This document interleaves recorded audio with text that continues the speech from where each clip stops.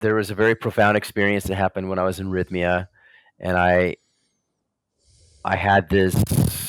I had drank a third cup of ayahuasca, and something told me to go to the bathroom. So I went to the bathroom because I thought I was gonna. I don't know why I went to the bathroom because I thought I was gonna purge or be sick or have a South Pole purge or something. And but when I go to the bathroom, I hear, it's like I feel it. You feel the words and stuff. It's because it's not like I hear it, but I hear it in my mind. And it Mm-hmm. was like when you go back out into the ceremony space, you're gonna go lay down in front of the man playing music, the man that was serving the medicine, leading the ceremony, and playing music. And you're gonna go lay down in front of him. And I was like, "Oh, I'm not gonna do that because we all have our own mats, and you're not laying up by the musicians." It's like, "No, that's where you're gonna go. This is what you're gonna do." And I was like, "Mm-mm." And so I just sat in the bathroom because I was so conflicted. And it said, then I heard, "Well, you can hang out in here as long as you want, but you're still gonna have to do what I said, and that's go lay in front of the musician." And I was like, "Oh my gosh." So then I finally was like, "Well, okay." It felt like I'd been in the bathroom forever. So I started walking down the hall, and I was just like, "I'm not gonna do that. I'm gonna go lay back down on my bed." But as soon as I went by that musician, my body just automatically laid down in front of them, and as my head, uh, laid down on the ground right in front of this guitar, that's when it went pop, boom, and I could see all of this like waves of colors and like musical notes and like in like one big long line of like colorful sheet music and sacred geometry. And I was like, wow, it was so beautiful. And I could see it with my eyes open or closed. But I wasn't sitting there thinking like, "Oh, I'm gonna play music. I'm gonna write songs and sing in ayahuasca ceremonies and da da da da." Da." I wasn't thinking of that. But I loved music so much growing up. It was such a big part of my childhood. And and I took that little stab at being in a band and writing music and all that kind of stuff. And I'd certainly done a Yeah. lot of music theater, Mm-hmm. you know. But then as time went on, um, I came back to LA, I started hosting gatherings at my house, and I'd go to different ceremonies, wherever they may be, and I went back to Costa Rica a couple times for sure. Um, but I'd be in these ceremonies, and I would get the sense it says, "You're gonna play music." I'm gonna be everything I wanna be. I'm gonna do everything I wanna do. I'm gonna love everyone I wanna love. Come, Mother Nature, come. Come, Mother Nature, come. Come, Mother Nature, come teach us. Come, Mother Nature, come. Come, Mother Nature, come. Come, Mother Nature, come teach us. Welcome to the Weekly Transit. Interviews and conversations from an astrological lens. There's nothing more fascinating to me about this earth than the people who inhabit it. My mission is to create deep, vulnerable, and open conversations that invite our unique guests to share the arc of their ever-evolving journey through life, in the hope that their stories inspire and resonate with you, our listeners. I'm your host, Scott Tajarian. I have an open heart. I have a peaceful mind. I flow with everything in all my life. I have an open heart. I have a peaceful mind. I flow with everything in all my Welcome to the Weekly Transit. I am your host, Scott Tajarian, here with the amazing Marc Erickson, somebody who, well, like all of my guests, embodies their astrological code. And it's so fun to see how somebody is I mean, we're all embodying our astrological code, but the fun part about these interviews for me is being able to share with you these very interesting individuals that I know that are a part of my life, like Marc, and showing how their astrological code reflects them. So Marc is a Gemini rising and a Pisces sun and moon. He was born under the new moon in Pisces. Marc, as a Gemini rising, the rising sign is the essence of your soul. It's your outer shell, your face, your body, your personality. It's what you show people. And being born with the rising sign in Gemini, the sign of the twins, Marc is a CEO, a entrepreneur by day, and a rock star by night. He's a very talented musician, singer, songwriter. So he's got these very unique distinct sides of his personality, very different from one another, but yet they're both Marc. How are you, Marc? Welcome. Thank you. I'm doing great.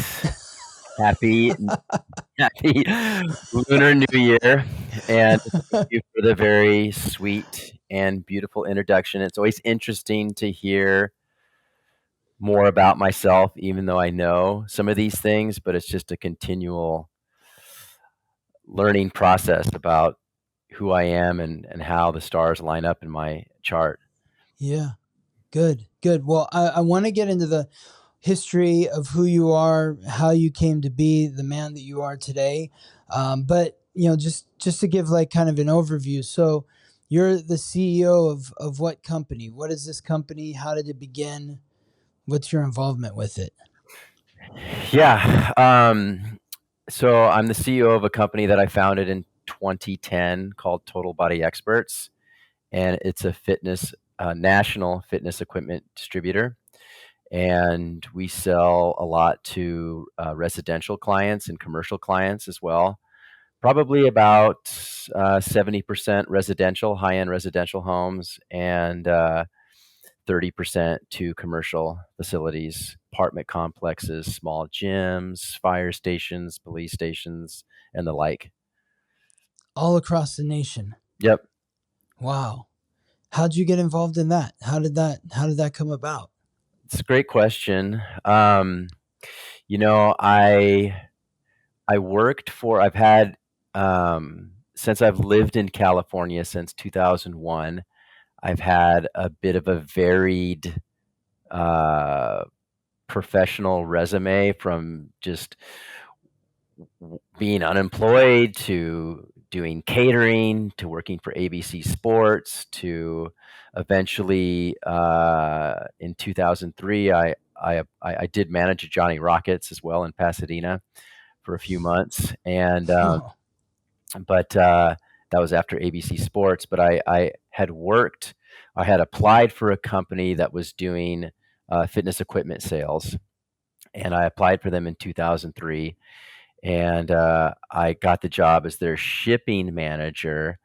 And I went from doing their shipping to doing product ordering to doing human resources. I became director of operations. It was a company that did about $2 to $3 million a year in sales. I was there for 7 years, and we got up close to 20 million per year in sales before I left and started Total Body Experts in 2010. So what you started at this company when? In 2010. Yeah. No, that's the company you started for yourself. But what about this other company where you were? 2003. When was that? 2003.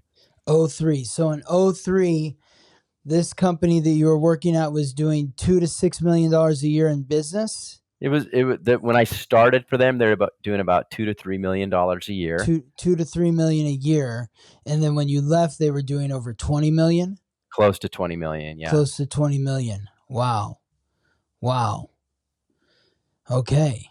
So so you got to that point where you're like, well, I've helped grow this business by 17, 18 million. Now I think I can do this on my own. Is that what? No, I was very, in some ways, I was satisfied with my job. Um, I went from not making a lot of money to making, for me, which was a considerable, sizable amount of money, over six figures. And for me at that time, it was a big bump in pay. So I I didn't really have my eyes on starting my own thing. Although over the years, different employees would come up to me. The boss that we had, the owner of this business that we worked for, was very interesting man. Probably not the best business ethics. Had a bit of a reputation um, for doing some things that were unsavory. Not very client focused. And this was before reviews, so they weren't getting called out so much, online publicly like that. So you can kind of get away with a lot more. But really rubbed people the wrong way sometimes. Just didn't have the best people skills. Was literally a person that had some infomercials on late night TV, and I realized that those infomercials are very scammy, or can be. Um, they can be just a bit of a money grab, promising a lot and not delivering on those promises. And so over the years, it was a pressure cooker. I was there for 7 years, and it was very intense. I was a very hard worker, though. But I'd have different employees be like, "What are you doing, Mark? You should need to start your own business. You need to start your own business." They would tell me this, and I was like, "I don't want to start my own business. I'm pretty happy doing what I was doing." And I had a very steady paycheck coming in, and I was able to go out.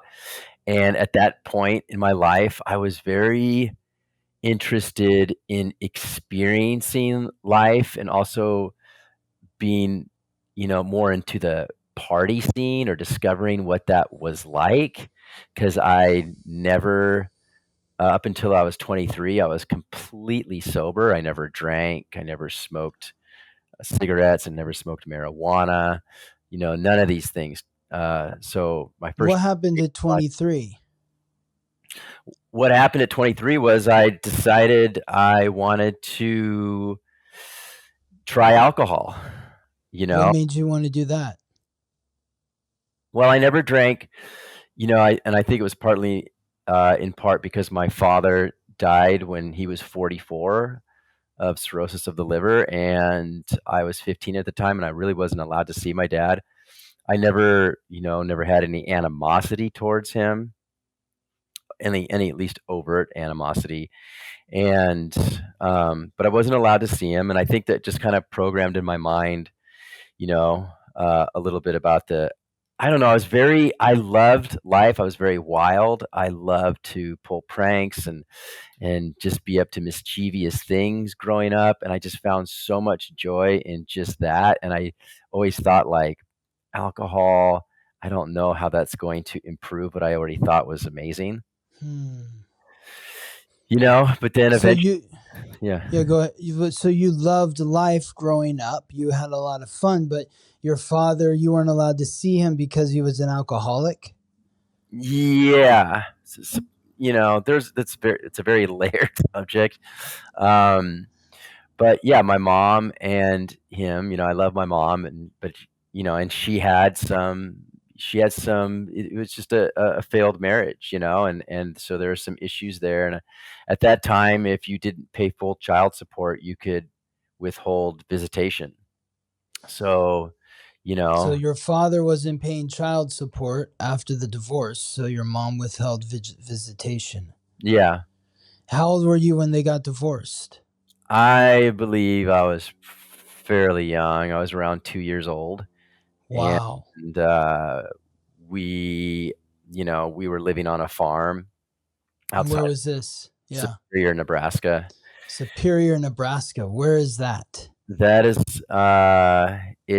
it's on the Kansas-Nebraska border, and,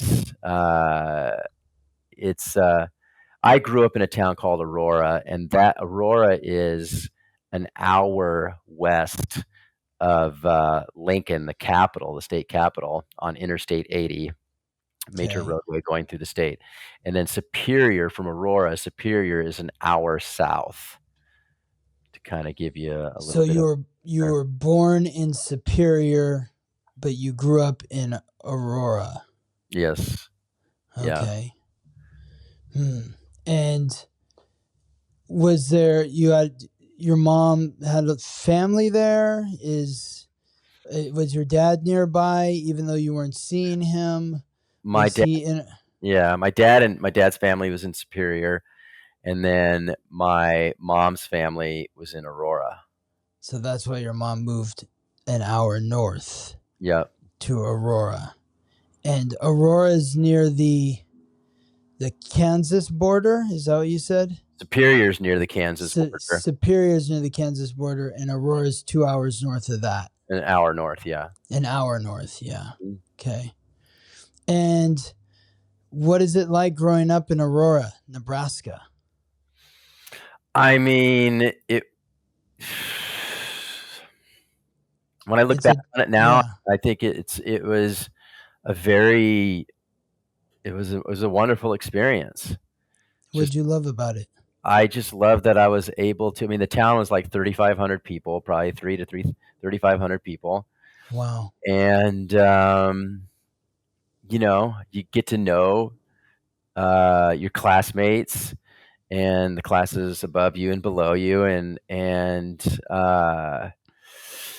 school, I was able to be, especially in high school, I was able to be involved in so many activities, you know? Because it's a small school. Yeah, I could be in theater, I can be in track, I can be on the speech team, I can be in choir, I can do musicals. You really get these larger schools, from what I understand, sometimes you really have to specialize or pick, maybe Hmm. 1 or 2 activities that you really wanna do. Yeah. This really allowed me to be involved in so many things that I love. And that's akin to your Gemini rising. It's like the jack of all trades type of vibe with there's because Gemini is the twins, so there's like this multiplicity to it where it's like I'm not just doing this one focused area, I'm focusing on multiple areas. Yeah, exactly. Did you have any siblings growing up? I have an older sister, she's 3 years older than me. Same father? Yep, So she's 3 years older than you. But it was basically just the three of you growing up. Your mom, your sister, and you. and my grandparents, my mom's parents. They lived in the house? When my parents got divorced, we went back to live with my grandparents, and my mom went to school. She went to college. So you were raised essentially by your mom and your grandparents. Raised by my grandparents, primarily for me from, like, 2 to 6/7. From 2 to 6 or 7, your grandparents were raising you and your mom was in school. Yep. Wow. Interesting. Yeah, and my grandparents are absolutely, were they're not alive anymore. I have the same birthday as my grandma. Wow. We were both born on February 23rd. Yep, and Okay. so, I feel a very strong connection to her, Mm-hmm. even to this day, obviously, if not even stronger, but my grandparents, they're just were so my grandpa died when I was, like, 14. He was just a wonderful man. I mean, I'm almost getting emotional thinking about it. Yeah, 'Cause it's they're okay. so incredible. They did Was such a great job of loving my sister and I. hmm. So you Mhm. felt a lot of love from your grandparents. Oh, they were just amazing. I wouldn't be who I am today without them, and I definitely don't think I would be as successful without them. How so? What did they impart to you that helped in your success? Well, they just were just they, it was The love. it was a lot of love. They were very individual, dynamically different. My grandpa being a very well respected small town lawyer. Hmm. Oh, very. When was his birthday? I think it's. I have to look. I can't remember. It might be. It's November. Okay. Um, End of November? I think November 29th, but That makes total sense that he'd be a lawyer then, because that's Sagittarius. yeah. And Sagittarius is the sign that rules law. Mm, So, and then your grandma is a Pisces, which is what you are. You mhm. got to get their birth certificates. You got to look at their charts and see how they're, reflecting you. But it's interesting if your grandfather's birthday is when you say it is, like his son would be in your seventh house, Well, let's which find out. I'll text my mom right now. What's his okay, birthday? cool. Because I might be confusing it with my dad's. It's so funny because now I'm like, you should know this stuff. You know, especially with the men in my life. But it's easy to know my grandma's because we had the same birthday. hmm You know, and that was always super special growing up. So But you're celebrating together every year. totally, How old were you when she passed? 30. 30. Oh, wow. Wow. So she was around a long time in Yeah, your life. yeah. Thank God. Yeah. So you felt, so what some may have viewed as, missing something with your father not being around was filled, that void was, and even your mom not being around those early years, that was filled by the strength and stability of your grandparents. Absolutely. Yeah, for sure. Um, I have very fond and vivid memories of my grandparents and those years growing up there while my mom was going back to school. I remember my mom would come back to visit, on the weekends and things. And, it would be really hard for me when she'd leave. We're little kids learning how to manage our emotions, and so of course I'm going to freak out when she's Mm. not there Monday morning when I wake up. I remember Mm. I had a big bird doll, and it was probably like 3 feet tall. It was a big Mm. doll back then, Mm. and I'd get a note left in the beak saying, she loves me, but she's gone and back to school. And I remember that being very painful, you know, um, Mm. as a child. Uh, but we, growing up in a small town, boy, it was a safe place. Got to hang out with all the neighbor kids and just, play pretend for hours upon hours upon hours. And, Mm. it was a great childhood in my grandparents' house. And For then you went to college. Yeah, after I did go to college in Nebraska. I went to a school called Hastings College, and I have a degree in theater arts, and I have a degree in psychology with an emphasis in health promotion and stress management. Wow.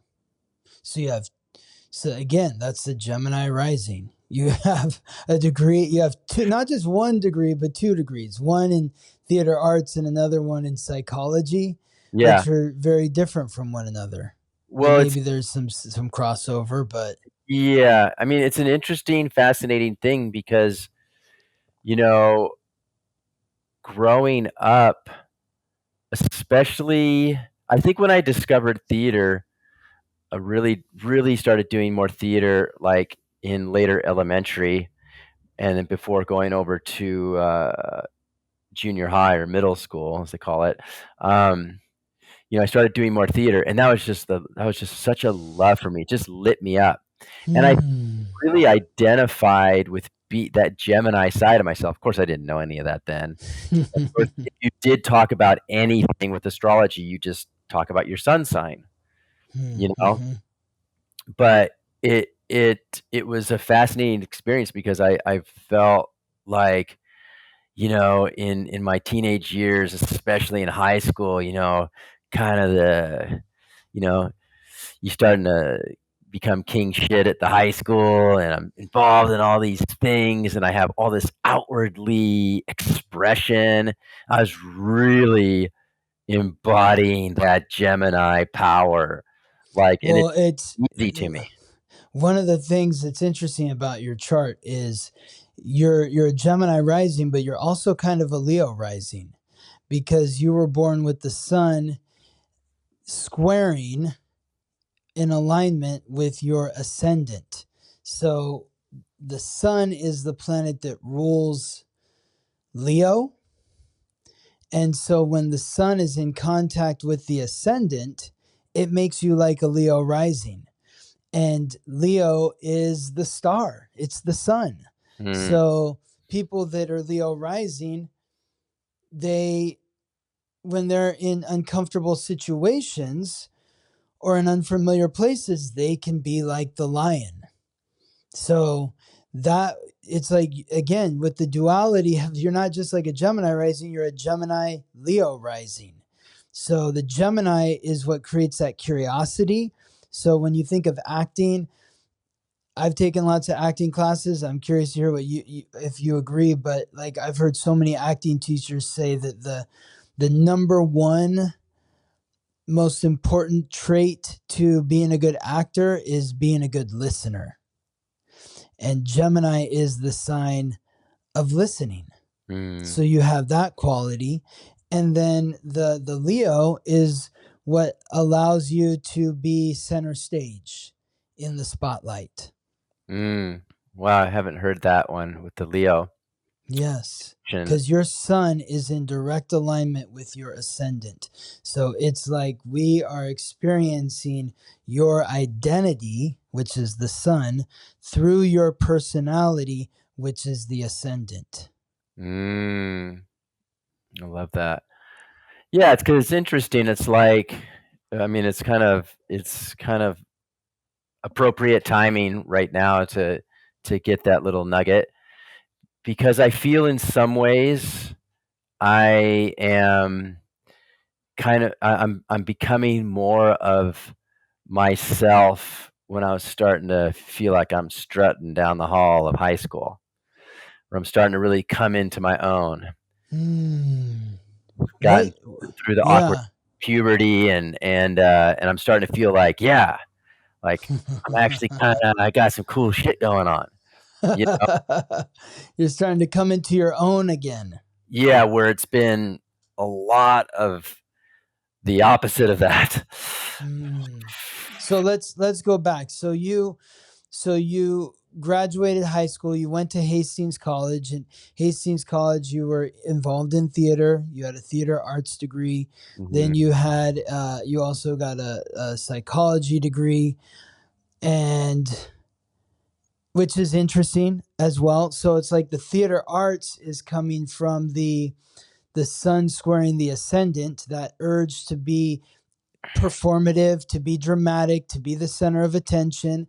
But the psychology degree is associated with your sun and moon, which is Pisces, because Pisces is the final sign. It carries the weight of the 11 previous signs. Therefore, Pisces rules the unconscious. And that is what psychology is all about, right? Yeah. Yeah. Yeah. So that's the essence of your identity, is wanting to get deep into the psyche. But after you graduated college, where'd you go next? Well, that's a great question. After college, I felt like I had really had, I don't know, it was never really technically diagnosed, although I think I had some sort of nervous breakdown in my senior year of college. I think just the pressure of the final year, and I did some very big. I did a play that was extremely emotionally transformative for me. I was in a play that was written by the head of the theater department's wife, and I played the son of an alcoholic who had came back to the family home, to all the Wow. dysfunction, and I was kind of like the good son that had come back to this dysfunction. And of course, me being sober in college, it was kind of appropriate. I'm not going to necessarily say typecasting. We had a Was life? It sounds like it's life imitating art or art imitating life, where it's like your dad coming back into the scene in some way, even though he'd already passed away by this point. But he it's an alcoholic father coming home. it's a son coming home to the alcoholic father. Okay, yeah. It's a son who had left that's coming back to the dysfunction of the parents and the alcoholic brother. And so I got the role. I didn't want it. I wanted to play the alcoholic son because I was a great character actor. And so I thought that would be more interesting to me. I didn't want to play the straight son. And I think maybe subconsciously I knew that I was on the verge of perhaps going through some cathartic experience. And yeah, the one of the performances, my mom came to the performance. I was very close to the theater director. I felt I had a great experience doing theater at Hastings College. I felt like I was treated extremely well.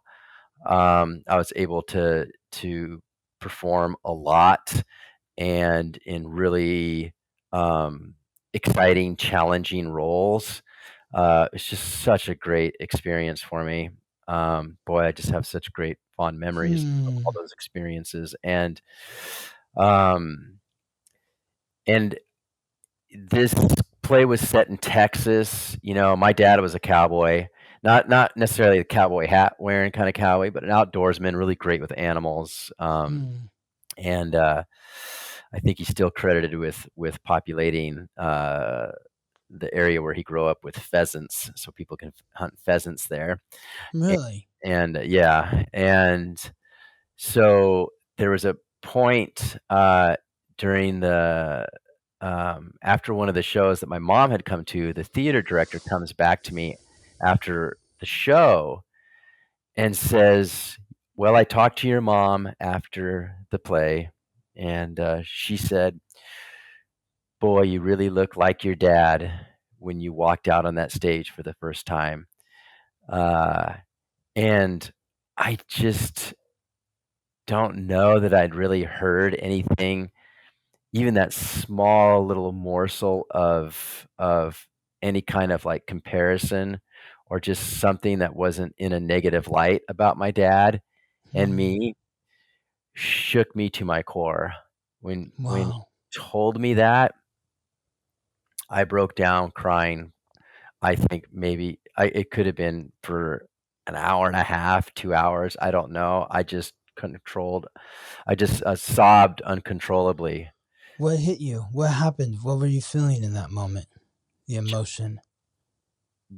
I just was feeling some kind of recognition from my mom, just acknowledging any kind of positive comparison between me and my father. Wow. Because I come out, I'm wearing cowboy boots. I was, pretty skinny, so I'm very slender. Wearing period appropriate jeans and a cowboy shirt and a hat. And just to hear that, and I'm just thinking, I have a very at that time I had just such a deep desire to know anything about my father. Anything. I was so hungry to know who he was, and I felt so connected to him.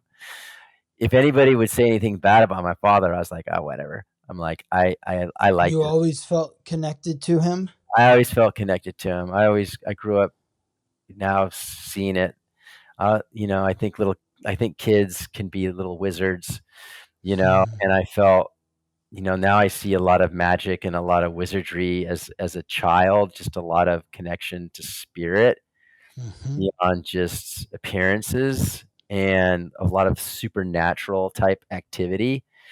But I always felt this deep love for my dad. When I wasn't able to see him and he was still alive, I felt a deep connection to him. I was like, I like this guy. I kind of feel he's probably cool, What and made you say that?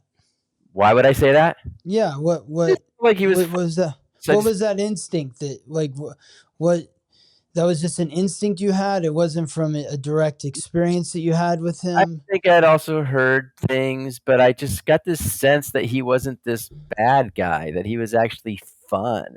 And Hmm. when I would, because when you think about someone, you can potentially connect to their essence or their energy or their spirit. So if Hmm. you say a name and it's like, it's the bad guy, it's like Darth Vader, you think, okay, Darth Vader. Then you're like, uh, Chewbacca, that's a different feeling, Yeah. you know? Yes. Just so Did you have a picture of your dad in your bedroom or anything like that? no, no, I just when I think back, just even as I place myself in my bedroom in the basement in Aurora, Nebraska, and I would be thinking about my dad, I just had this. I was a boy, I want to be around fun men, you Hmm. know, and Hmm. so I just this longing, this craving to be around, uh, I consider my grandpa and my uncles, to be pretty cool and this and that, and but I just had this sense that my dad was maybe even a little wild, Hmm. you know? And So you had this cathartic experience at the end of this play when your mom compared you to your father, and something shifted inside of you, something and shifted inside. I just couldn't stop crying, and I remember all the other kids in the play were like, "Holy shit, Mark's lost it." They'd never I was a very straight, theater kid because I didn't drink, I didn't smoke pot, I didn't smoke hmm. cigarettes. I Like, all the theater kids would give each other massages. I was always like, "That's weird." I was like, I just they were all, like, hanging on each other, and I was like, I was a little closed off, I suppose, in that regard, and so I didn't go to, like, cast parties typically, I didn't go out with them, Hmm. and so I was a little bit of an enigma, and, but I was extremely hardworking theater student, Hmm. I was absolute pro, and, very good at it, so I think when they I probably had this appearance that I had it all together, Hmm. right? So when people Yeah. are seeing me just sob uncontrollably, and I think even like the director and his wife, they were kinda just like, "Shit, what do we do?" Eventually, someone had to call my girlfriend at the time, and she had to come get me. Wow. She had to come get me. And it just cracked something open for me emotionally. I wasn't quite the same after that, and apparently, uh, I was staying at my girlfriend's place after that for a while, and, um, they called I even remember being, like, kind of aware of the situation, but apparently I was kinda just kind of off in the clouds, again, not on anything, but this emotional, cracking, and I know that they called my roommate to come over and check on me, and I remember Hmm. he came over to check on me, and I was just like, people were worried about me. I Hmm. felt fine, but I wasn't quite functioning exactly right. I wasn't going You weren't yourself, it sounds like, and they were Yeah, concerned about that. I wasn't going to class as much. I remember I had a science class with a lab, and I was like, "I don't wanna go to that." It's just like I just had checked out for a moment. There's just a lot. So, Yeah, Did you check back in? yeah, I did, and I think that shape, because you said, what did I do after uh, After Hastings? college? I went home. I went back to Aurora. Part of me was thinking like I need to move somewhere, but also there's maybe this is in my chart too. I was just like feeling really shy or scared or not knowing what to do, maybe not wanting college to end. I remember being a Mm-hmm. kid, like you get done with a grade and I'm like, wait, fifth grade's over? I don't want to go to sixth grade. I Mm-hmm. love fifth grade so much. I love my teachers and da da da da da. Mm-hmm. I want to freeze life. I Mm-hmm. remember being 15 and thinking like, I don't want my grandparents to ever die. I just want life to freeze like this. I just can be this age for the rest of my, well, I need to be 16 so I can drive my car. But yeah, so yeah, I moved back to uh, Aurora, and then I ended up um, working for a popcorn research company. Is what I ended up doing for 5 A years. popcorn research company. Yeah, yeah, that's what I did. Researching popcorn. Like, Yes, is this like popcorn taste tests? Like, let's try all the different popcorn out there and yeah. see. So so they have a research. They had a research plot, and they had a bunch of different inbreds of corn, and then they'd have hybrids, and then they would crossbreed popcorn to get one great attribute of this one plus this one. The first one might taste really good, and the second one might have a really high yield, meaning it Uh-huh. produces a lot of product. So then they cross those two because they want the good taste with the high yield. And then once they get that stable after several years, now they've got this good tasting, high yielding popcorn that they want to cross with this other one that has an attribute where maybe it tastes really good to the other popcorns, or it smells really good. Or in this case, the whole purpose of this research plot was they wanted to develop a popcorn that the outer shell of the kernel is called a hull, Hull. The outer shell, they wanted the popcorn to, because the outer shell, when that thing explodes open, that shell is the parts that get stuck in your teeth, right? So they wanted to create and breed a popcorn where that outer shell, when the popcorn explodes, that shell explodes into really small pieces that do not get stuck in your teeth or do not get stuck in your guts. So people with diverticulitis or Crohn's disease who are sensitive to nuts and seeds and different things, they're not affected by it. So that's what they were working on. They were trying to create this really great tasting, high yielding, this popcorn that can withstand the elements, that can deal with insects and And wind. were they successful? Yes. They were. What is this popcorn? Well, it doesn't exist anymore because ConAgra bought it. But they were successful in creating this popcorn that people with diverticulitis and Crohn's disease could eat. Wow. And I was helpful in getting this popcorn on QVC, which is like a home shopping network. Yep. They had tried to get on the year before I got there, and then the year that I was there, the man I'm working for is an absolute genius. He's a plant genetics genius. He's 99 years old. He turns 100 April 19th. Very, very successful, very, very like sharp business acumen. And I think he was in the same fraternity as Warren Buffett. And so, Like they were there at the same time in the same fraternity? yeah, very close. Same fraternity. Might be like a difference of like 4 or 5 years, but Okay.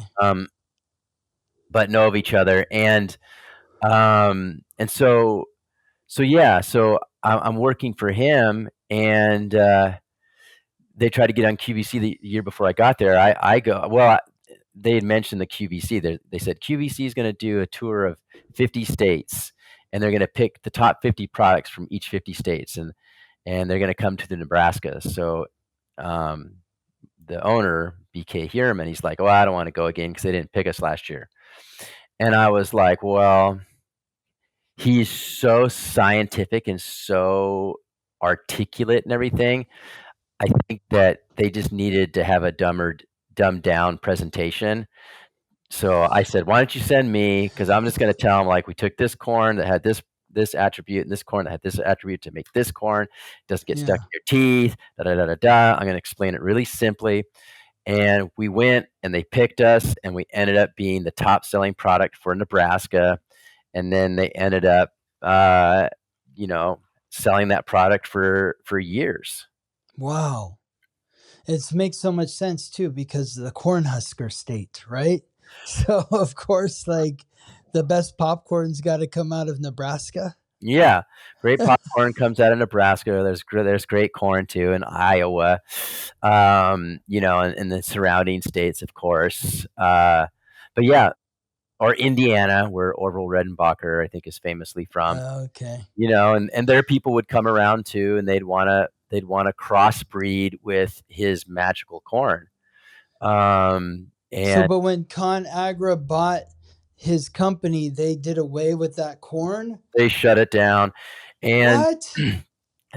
Because the main reason they wanted to buy the company was because they bought a mushroom popcorn. So what we were talking about was this microwavable corn. It was sold mostly in a microwave bag, but you could buy it in just a regular, you could buy the corn raw too and pop it in any kind of traditional popper. But and that popcorn would be known as a butterfly flake. So when the corn pops, it's got the little flakes, and they would call that like a butterfly flake. Well, what BK Hierman was working on as well at that time was, instead of butterfly flake, he was working on what they call mushroom popcorn. Mushroom popcorn, when the mushroom popcorn pops, it pops more into a ball. And people want that type of corn for confectionery products. So if they're caramelizing the corn or putting cheese on it, because they want it to be a ball, so when they put it in the vat to mix it with the topping, that all those butterfly flakes don't fall off and it's just a bunch of crumbs. So at that time, they would judge a mushroom popcorn based on what percentage of a ball it was, right? So how round is it? So I think the percentage was really low when they started this endeavor. It was only like 38%. So BK was like, well, we got to get that 38% up there. I think I don't know the exact number, but I'm thinking it was, they jumped it up into the 80s and 90s. Wow, that's a big jump. From the 30s to the 80s and 90s. That's revolutionary. No one was spending any time working on that. What he was doing. That's what he was doing. And so, of course, think about that. That's a mega, mega huge potential product for extreme distribution. Think about all the popcorns all around the world that are being made with caramel and cheese and all that topping, on it. You can go to any mall and they have that popcorn in there. So if they can perfect one, so all of a sudden everybody's going to want that popcorn, right? Because you're not going to have a bunch of waste at the bottom of the pan of a bunch of crumbs, because it's just going to be a ball. So ConAgra, that's what they wanted. They didn't care so much about the popcorn that didn't get stuck in your teeth and guts. They were like, whatever. They wanted that mushroom popcorn. And when it came time to name it, BK was talking to me about it, and he's like, well, what do you think we should name it? And I said, well, it's obvious. You should name it Magic Mushroom. And he's like, huh? And I said, and you can make the little round ball of the kernel. You put a top hat on him and a Exactly. little Yes. uh, Wand. wand, and he's dressed in little tux and stuff. And then I was like, good, he's done with that, you know. And he came back to me. He's like, we can't name it that. That's drugs. And I was, and I, you know, it's like that magic mushrooms. It's kind of a psychedelic thing. And I said, I know, but that's what makes it cool. That's what makes it sexy. Yeah. And he went for it. Okay. He went for it, and they still call it magic mushroom today, and they still have the same logo with the little guy in the top hat. And this is from ConAgra now? ConAgra owns it now. Yeah. So But what's your popcorn of choice today? well, I guess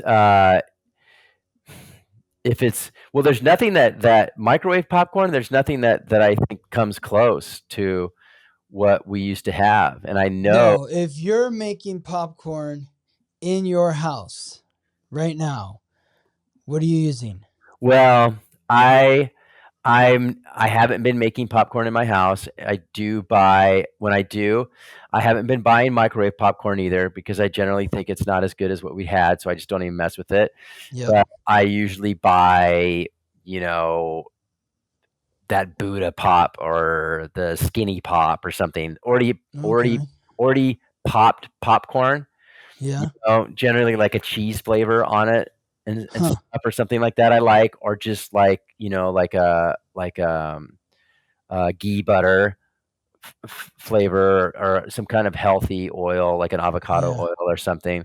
Um, but yeah, it's to actually pop popcorn again would be good. I guess I kind of, I was really bummed when they sold that product because it was And the that was after you had already left. yeah, I'd left. Okay. I spent 5 years there. 5 years. I was there for Wow. 5 years. So you were there from the time you graduated college. You were about around like what, 22, 21, 22 years old, and then you were there I was there till I was 26. So I was there 26. from 21 to So 25. at that point, at 23, you started drinking. Yeah. What Yeah. happened? Was it a bad batch of popcorn? No, I think well, I'll tell you what it was. It was probably a few things. It was like, I don't want to live in the shadows of my father, of like whatever. But I think the real thing is that I went from being in college to being super challenged, living a very fascinating, diverse life, right? I was in theater, I was in music theater, I was going to class full time, I worked full time. I had an active dating life. I loved cars. I bought and sold cars. I bought my first car when I was 13. So I had learned how to flip cars to make money. And so I was involved in cars. I would travel. 13 years old, before you could even drive, you bought a car? Yeah, I bought a 1951 Plymouth for $90. Wow. And then how much did you sell it for? $250. Wow. Okay. Good deal. Yeah. So Did you improve the car at all, or you just turned around and sold it to the next person? I put a battery in it. It needed a lot of work, and I thought it needed to be painted. It needed a new interior. It ran real good, and I thought that I'd be like the kid that would like want to fix the car up. And I was like, nope, that's not me. I don't want to do all that work. I don't want to paint it. I don't want to do the body work. I don't want to do any of that stuff. I can do some light mechanical stuff to it, but my gift with cars was to drive them, improve them for as little money as possible, and drive them for a while and then sell them and then move on to the next one. Make a little money and move on to the next one. That was my gift. My gift was not going to be the kid that restored it to the T and to paint it. And I had to learn that. I held on to that first car for a long time before I learned that lesson and got to the truth of like, I don't want to paint this thing. It doesn't interest me at all. So you've just bought and sold cars and not really improved them that much. Like you haven't done the full makeover, but you improved them a little bit. Yeah, yeah. If there's money to be made on the car, I'll buy it. Is what I try to do. You know. So you graduated. You now you don't have that intensity of going after 2 majors, 2 degrees. You're just working. You're kind of buying and selling cars on the side, and you have this extra time on your hands to kind of Well, experience it what was. alcohol can bring you. Well, I think also I was a big fish in a small pond. I was Hmm. a big fish, you Yeah. know, and I and so I didn't have that massive creative outlet of Hmm. theater anymore. Yeah. That left Yeah. a gaping hole in my life. That was scary. Hmm. And so yeah, I think it was I wanted to try alcohol out of boredom or to try to find that zest for life Well, it again. sounds like you were escaping the you had that gaping hole of no theater and you filled it with alcohol. Totally. Yeah. And I had picked up the guitar too. Well, my Mm-hmm. mom had given me a guitar. Bless her heart. Thank you, Mom. She gave me a guitar when I was 19, a black Fender acoustic. And I was in college and I didn't really do much with it. But when I was now not in theater and this and that, I had that guitar and I started to learn some chords. And I started writing. I went from just learning. I wasn't like so much interested in learning songs, really. I wasn't like, oh my God, I want to learn all these songs and this and that. I was interested in writing my own songs. Mm-hmm. And I quickly wrote my first song. Um, and I'm trying to think of the name of it. Um, and I wrote this first song. I'll think of it. The next song I wrote was actually about alcohol. I wrote a song about an alcohol, a peppermint schnapps called Permafrost. Huh. And I really love that song. It was this song talking about how I went from not drinking to drinking and how I was actually like embracing the idea of just like choosing to like throw caution to the wind, Hmm. maybe be more like my dad and also just like just get lost. Hmm. Embracing that lost and the dangers of getting lost will like come back from it. It was like this song that I had written that it was very powerful at the moment. And I started to like develop that more and it just turned into me then wanting to start a band. And so I started a band called Subterfuge. And there for a minute. Why'd you come up with that name? Well, uh we were originally I wanted to be I for some reason I always uh wanted to have some name like called the Bonapartes, something about like with Napoleon. So we were the Bonapartes for a minute, and then Subterfuge. You know, I think we were just thinking like, what kind of it's kind of like what are we up to? It's kind of like with the whole drinking thing too. It's kind of like, maybe some trickery of some sort, Hmm. or like subterfuge. It's like what if they use that in like warfare, it's kind of like some kind of maybe like some deceit of some sort to be used some level. So I was kind of like, and I think our logo was like it was subterfuge, and it was a picture of a bomb ready to explode. Hmm. So it's just kind of like what's going on here with this, and so that's why we picked that. That didn't last very long. that name. But eventually, the band that had the most staying power was a band called the 2 Minute Casanovas. 2 Minute Casanovas. Wow, that's well. Before we get there, I just want to point out that subterfuge, that is a word that's associated with deception. Yeah, And Pisces, your sign, is the sign that's associated with deception. I would say Pisces and really. Scorpio, How so so Pisces is associated with deception, and in yes, what because think about it like this: the planetary ruler of Pisces is Neptune, and Neptune is the cloudy planet. You can't really see what's going on beneath the surface. And so it's deception because you can't see, like you look in Pisces rules the sea, like what is going on in the sea, in the ocean. You might be deceived by what you're seeing. I think about it in terms of,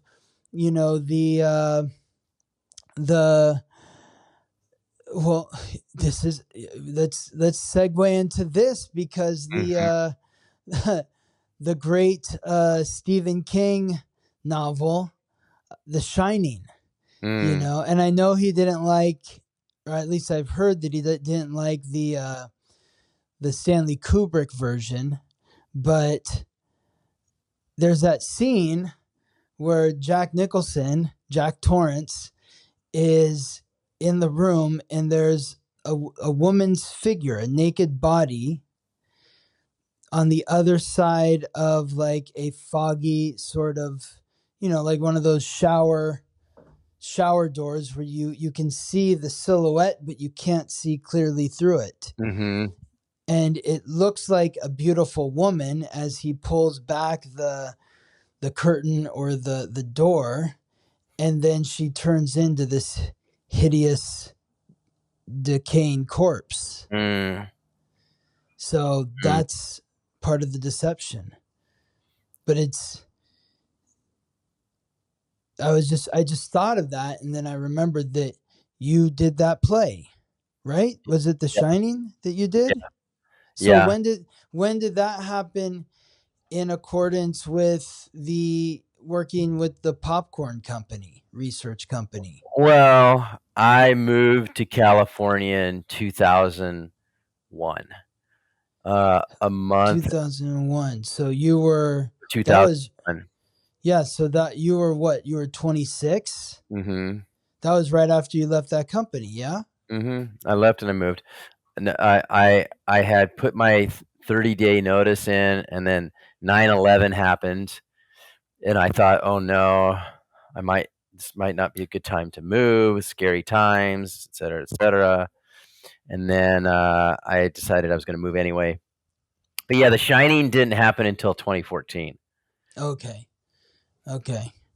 So when you first moved to California, what prompted you to move to California in Friends Los Angeles? friends. I had Sorry. friends that were living in Clearwater, Florida, and they were doing theater down there, so I was gonna move to Florida.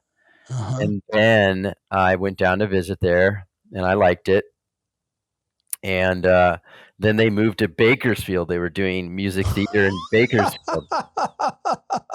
Wow. So then I went to visit Bakersfield, and I didn't like it. No? You No, didn't like Bakersfield? not compared to Florida.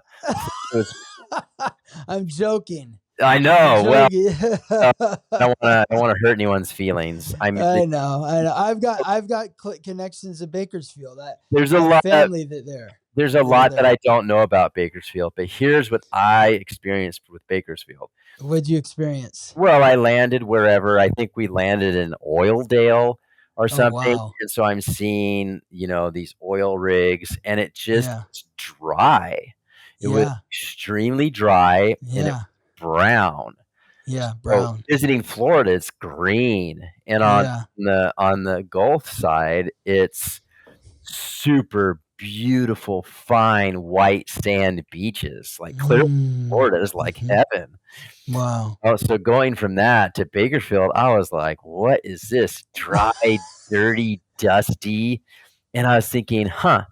And then, I was like, "Well, let me go visit Los Angeles."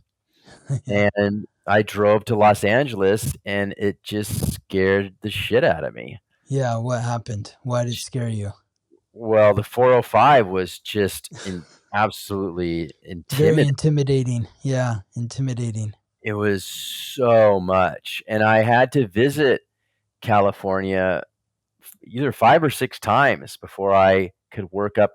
I was after that first visit, I was like, "No way, I don't wanna move here." I didn't like stopping at gas stations and people asking me for money. Uh I'd huh. never experienced anything like that.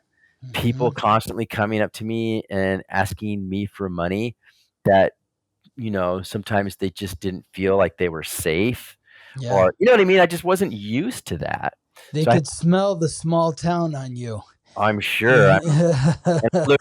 I looked like a little kid, I was Yeah. 6, but I would look very young, and I just thought it was, like, so weird that I was being approached, so, like, I'm like, "Why do they think I have any money?" I don't know, but it was interesting, and it was just it was just a lot, and I just thought to myself I remember one time I visited with the drummer in our band, and we were so excited to go to Sunset, and I wanted to see the Whiskey A Go Go because I loved the Doors, and, uh, and then we went to Sunset, and at that time, everybody was really dressed up in a lot of, like, black suits and black dresses, I think was kind of the thing at that period, Hmm. you know, What year was that? Oh, it's probably been 1999, 2000, Okay. and people are dressed up, they're going out to Sunset, they're going to have Yeah. drinks and have a dinner, nice dinner and stuff like that. Yeah. The Sunset that I thought I was gonna see was, like, hippies and minivans or Volkswagen buses and Beetles and Hmm. stuff, and of course, it was not that at all, so I was like it was a shock to me, I was like, "Oh, this isn't at all what I thought this was gonna be." So it's just Hmm. an interesting thing because, growing up in Nebraska, California is marketed to us, you Is it? know? It's the coolest place, and all the fashion, you know, I mean just besides like New York or something like that, but a lot of stuff comes from these other metropolitan areas and then hits Nebraska probably 5, 10 years later, Mm. something that's Yeah. cool gets Yeah. watered down, or you're just seeing so much portrayed in television about Hollywood and or California and stuff. So it's just like it's a vibe, right? Hmm. And so there's a certain, you know, I'm a connoisseur of, like, vintage things. I didn't listen as much to modern music at the time, that I was a child. I listened to my mom's records. And what You were those? well, it's just like it could be Connie Francis or Neil Sedaka or the Everly Brothers or Elvis or the Beach Hmm. Boys or, Gordon Lightfoot, Hmm. all the '60s psychedelia, Yeah. free love music and stuff like that. This is stuff that I would just listen to for Beatles, of course, Hmm. hours and hours, and I just listened to this music just constantly. I loved it. I would love to listen to Neil Sedaka, a massive amount of Neil Sedaka and a massive amount of the Beatles. Like, Really? I remember one time I listened to, "I Wanna Hold Your Hand," just that song over and over and over and over again for hours, just lip syncing it, dancing to Wow. it, lip syncing it, and singing it. Wow. That song, Yeah. and, Yes. yeah. Wow. So you came to LA, you're like, no, not going there. Then you went back to Nebraska and And I just kept working, and I stayed with the band, and kept doing the things I was doing at the band, kept working at the popcorn factory, started to travel a little bit more. I had a girlfriend that I really liked a lot, very in love with her. She's just wonderful. I loved her family. So there was a lot of comfort there. I was making, for Nebraska standards, I was making pretty decent money at the popcorn place. Mm-hmm. Um, though I was thinking, I I was like, "Well, I gotta get I probably need to move," because I was a big history fan growing up, and I thought, "Mark, you can't live in this little town in Nebraska because you're just gonna be fat and bald and not have experienced much life eventually." You know? Well, what's interesting about that was your North Node calling to you, Mhm. because you were born with the North Node in Sagittarius, which Mm, is the sign that's symbolized by the archer, and the archer is the traveler, the explorer. mm. And so you're meant to travel and explore and experience, you're meant to have experiences that really expand your horizons, expand your mind, deepen your philosophical view. Well, that was the thing. I just felt like I hadn't experienced life, and there was so much out there that I didn't know anything about. And I was like, well, I loved the great historical cities that we would study as kids in school. And I thought, well, I want to live in one of these great cities while I'm actually alive. Yeah. And that's when I started to go, maybe I need to look at Los Angeles a little bit further. I mean, I missed acting so much, although I was not my first love is theater, Yeah. I wasn't, like, necessarily drawn there because I thought I was going to, that I just loved on-camera work, Theater is what I like, so technically, I should have been looking at New York, although I didn't Yeah. wanna deal with winter anymore. Mm-hmm. I was sick of winter, I was sick of gray skies, I was sick of the windy weather. I was over it. I loved winter when I was a kid, and I like it more now. I do, I really do. I sometimes envision myself moving to, like, Reno, Nevada or Bend, Oregon. But So yeah, what was the thing that finally convinced you to get over the 405 and move to LA? well, I took a few visits, and then I think what really started to happen was, um, the 2-minute Casanovas.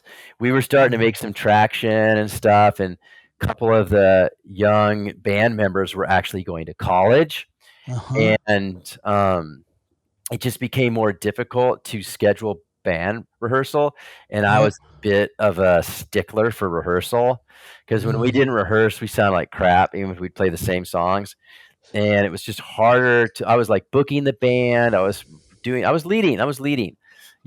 and it just became annoying to try to get people to rehearse, especially when the 2 of them were now going to the University of Nebraska, and then the kid that I was living with, because we lived on a farm at this point, um, the kid I was living with, he was getting ready to move out of Aurora and move to Omaha, so I was gonna lose my roommate, and my girlfriend was gonna leave, town too, and so I was like, it just started to, like, kind of, like, make sense. It was time for me to go. Yeah, it Now sounds like everything was kind of just falling down around you, and you're like, okay, well, I can't stay here anymore. Where am I going next? well, I honestly there's a part of me that really wanted to start to make something out of a music career for myself too, Okay. with So too you many felt LA is the place to go. I thought, well, one of the times that we visited, me and my drummer, we went to one of the times that we visited LA, I just thought that, we had one song that we thought was pretty good, and I think that we just thought somehow we're just gonna walk into a record studio and they're just gonna, like, give us a deal. I was completely clueless on how that worked, and I don't know, maybe you can give me some light on this as a double Pisces, Gemini rising. This can either really work for me or it can be a bit of an Achilles heel too, but I have zero problem. Like, I always dream big. So if I start doing something like today, if I just decided I want to paint, Mm-hmm. I'm going to go to whatever the paint supply store is, and I'm going to go there and I'm going to start painting, and then I'm going to start seeing me getting better, and then all of a sudden I'm going to start dreaming about being in a museum. Mm-hmm. That's just what I'm going to Yeah. do. Just Yeah. like what I did with my business. I wanted to be, we sell a lot of Stairmasters. So I'm like, I want to be the number one Stairmaster dealer in the world. Mm-hmm. Or, I'm writing music. Well, I want to be on the Billboard charts, you Mm-hmm. know? And so, one of those visits we go, we talk to one of these management companies. We don't get anywhere going into kind of the record labels, and we start to see, like, I was like, okay, well, this is not as easy as I thought it was going to be. So that was a little bit annoying and a little bit of, What do they say to you? oh, they're just like, uh the one management company was like, okay, you got some interesting stuff, if you it was kind of a distribution company, and you had to pay them a bunch of money for them to Oh. distribute your stuff. So I Uh-uh. was like, I'm not doing that. I didn't know what it was. It just seemed like it was just a different level of hustle, Yeah. that I was not, that I was not accustomed to. But I'm also kind of like, sometimes I fall for stuff, and then there's other times where I'm just like, see it a mile away. But yeah, so I don't know. And as things people started to move away in my hometown, I started to really check with my people that were in. Now they had moved from Bakersfield. They said they'd moved to LA. And LA to them was Santa Clarita, so they were living in Santa Clarita. And so I thought, well, I'm gonna go. I'm gonna Yeah. go. I gotta get away from the shade of the family tree. I Uh-huh. need to, you know, just really make this move. And I was scared. I was Yeah. so scared. So many unknowns. I didn't even have a job lined up. And then September 11th happened, which made it even more freaky. Yeah. And Yeah. so, yeah. Well, so, back to what you were just saying, just to reflect a little bit, Pisces is a sign of dreams.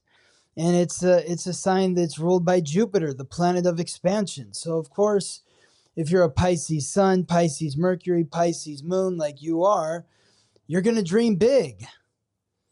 And you're going to have this belief in you that somehow, some way, the universe is going to work in my favor. God is going to shine his favorable light upon me. There is that feeling of Pisces. There's a strong connection to the spirit world, but it can also be equally heavy when things don't go your way, where you're like, oh my God, I can't believe this is happening. Everything is going against me. So it's kind of both extremes. Yeah. But yeah. So you moved to Santa Clarita. You're living with these guys in the wake of September 11th. Mm-hmm. And then what's your first job in LA? Well, I was living with one of my college roommates and his wife. They were newly married. Oh, wow. And I'm sure she loved that, right? she was Having a cool. third wheel there. Oh, Hey, newlyweds and your buddies moving in with us. yeah. Well, I too. think, people at that time, anything to help reduce the rent. They had an extra room, so it worked out in Yeah. that way. We all got along fine. Okay. It just, I wasn't working that much, and then I ended up getting an opportunity to go. I ended up getting an opportunity to go to Costa Rica, Mm-hmm. and so I go to Costa Rica. I'm in Santa Clarita for a few months, and it basically just not much is happening. Can't seem to get a job. We'll try to get some temp agency stuff going. Nothing's really going. And I'm just living off my savings. And then I meet this kid that's living in San Jose, Costa Rica, and he's actually running 2 porn sites, and he's like making a lot of money doing it. He's like, you can come to Costa Rica, and you can kind of like just travel around and use my place in San Jose as your base. And so How did you get connected to this person? What I brought you down to what brought you down to Costa Rica in the first place? well, I met this guy in LA at these writers. These men had a published magazine, and I knew them because they also knew a guy that now that I do stuff with called the Nebraska Coast Connection, the Hollywood Salon. There's an organization out here that for 30 plus years meets every month, and it's for Nebraskans in the entertainment business networking. And it's not just for Nebraskans. Anyway, I had gone to one of those events, and I met these writers through the man that started the Nebraska Coast Connection, Todd Nelson. And these writers knew this kid that was living in San Jose. So we all met, and the kid in San Jose is the porn site guy. Yeah, and he's like, you can come stay with me and stuff. And so I was like, okay. I just thought, I was heartbroken over my girlfriend in Nebraska. I felt out of place in LA. I didn't know many people. It's just super overwhelming, so much energy. And I was like, I need to turn my world upside down. The thought of going to Costa Rica, it was so against what I might normally want to do. Seems scary because I didn't speak Spanish and but I was like, well, I'm gonna go. I went, and I was there for over 2 months. Wow. I was there for over 2 months. And you were just living off your savings. Yeah. And what was that experience? How did that experience shape you, change you? You know, I was well, how did it shape me? Because like your North Node is in Sagittarius, which is travel and foreign cultures. So I imagine, you know, whenever you go into a foreign culture, even moving from Aurora, Nebraska to LA is like moving to a different country. So what did you get out of that trip to Costa Rica? I think I think I was starting to realize I'm more Pisces than Gemini. Or I'm starting to like, because I was like, you know, it was more of this stuff like after college. It was like, who the fuck am I? And I don't feel like the big fish anymore. You know, I'm just kind of lost, and I'm swimming in this big fucking ocean and feeling like not a nobody, but just kind of like I don't have my normal things that made me feel great about myself. Like I loved doing theater, and I loved doing all stuff with the cars and dating pretty girls, and all of a sudden I just felt so out of place. I felt like I didn't have any game with the ladies, you know, because I didn't like my mojo was gone and my normal thing of having, you know, all this kind of stuff, and I was lost. And I think I got more of that. I got to experience, like I got to travel, and it was very like I was socially anxious, shy. Sometimes I couldn't, like when I get comfortable, I can get really bold, but I have to know my surroundings. It's like when I first started in the theater department in college, I was a little kid and I didn't know anybody. But then as I got, and everything seemed so daunting, and the older kids seemed so mysterious and like scary. But then as I got to know everything, I started to, you know, kick butt, and I started to know my way around. So just putting myself into situations where, you know, there's just a lot of uncertainty and a lot of unknowns. And so you started to get your confidence back in Costa Rica. Started to get your you lost it more. No, I just was searching. I was searching. You were just kind of floating around out there. I didn't. I mean, it was like I'm just floating around. I don't know what I'm gonna So do for you work. were there. You were there in early 2002. Yeah. Yeah, yeah. That's when Saturn in 0102 is when Saturn. '01 is when Saturn crossed over your ascendant, and then it was transiting through your first house during 0102, and that's the planet of restriction in the house of personality. So Mm, it's like it makes sense what you're saying here in terms of like you lost your sense of self, like your confidence, like your mojo, like who am I? It doesn't make I don't even know who I am. And so Saturn moved out of your first house in the summer, late summer of '02, but then moved back into your first house in the fall of '02, and then moved out completely out of your first house uh, in the spring of '03. mm-hmm. So by '03, were you starting to get your footing a little bit more? I mean, Saturn was in the second house, so that can bring restriction to money and self-worth. You can What bring. was that next? Well, in What's that? 2003 is when you said restriction to money. Yeah. Well, in 2003, uh, it's funny. Okay, yeah, in 2003, I started working for the fitness business. Okay. And You that's know, when things started to build. in 2003 seems like I joined them in the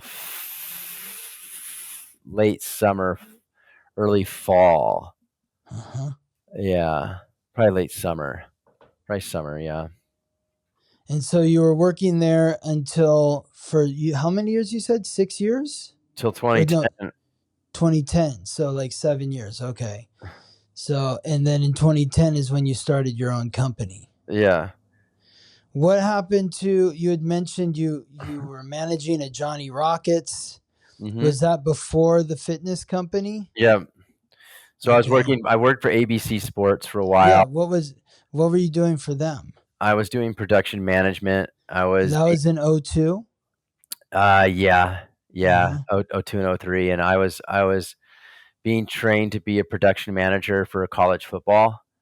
So the person that would run, you're first on site, and you manage all the talent, you manage the people that are laying cable, cameras, camera crews, electric crews, sound crews, all that stuff.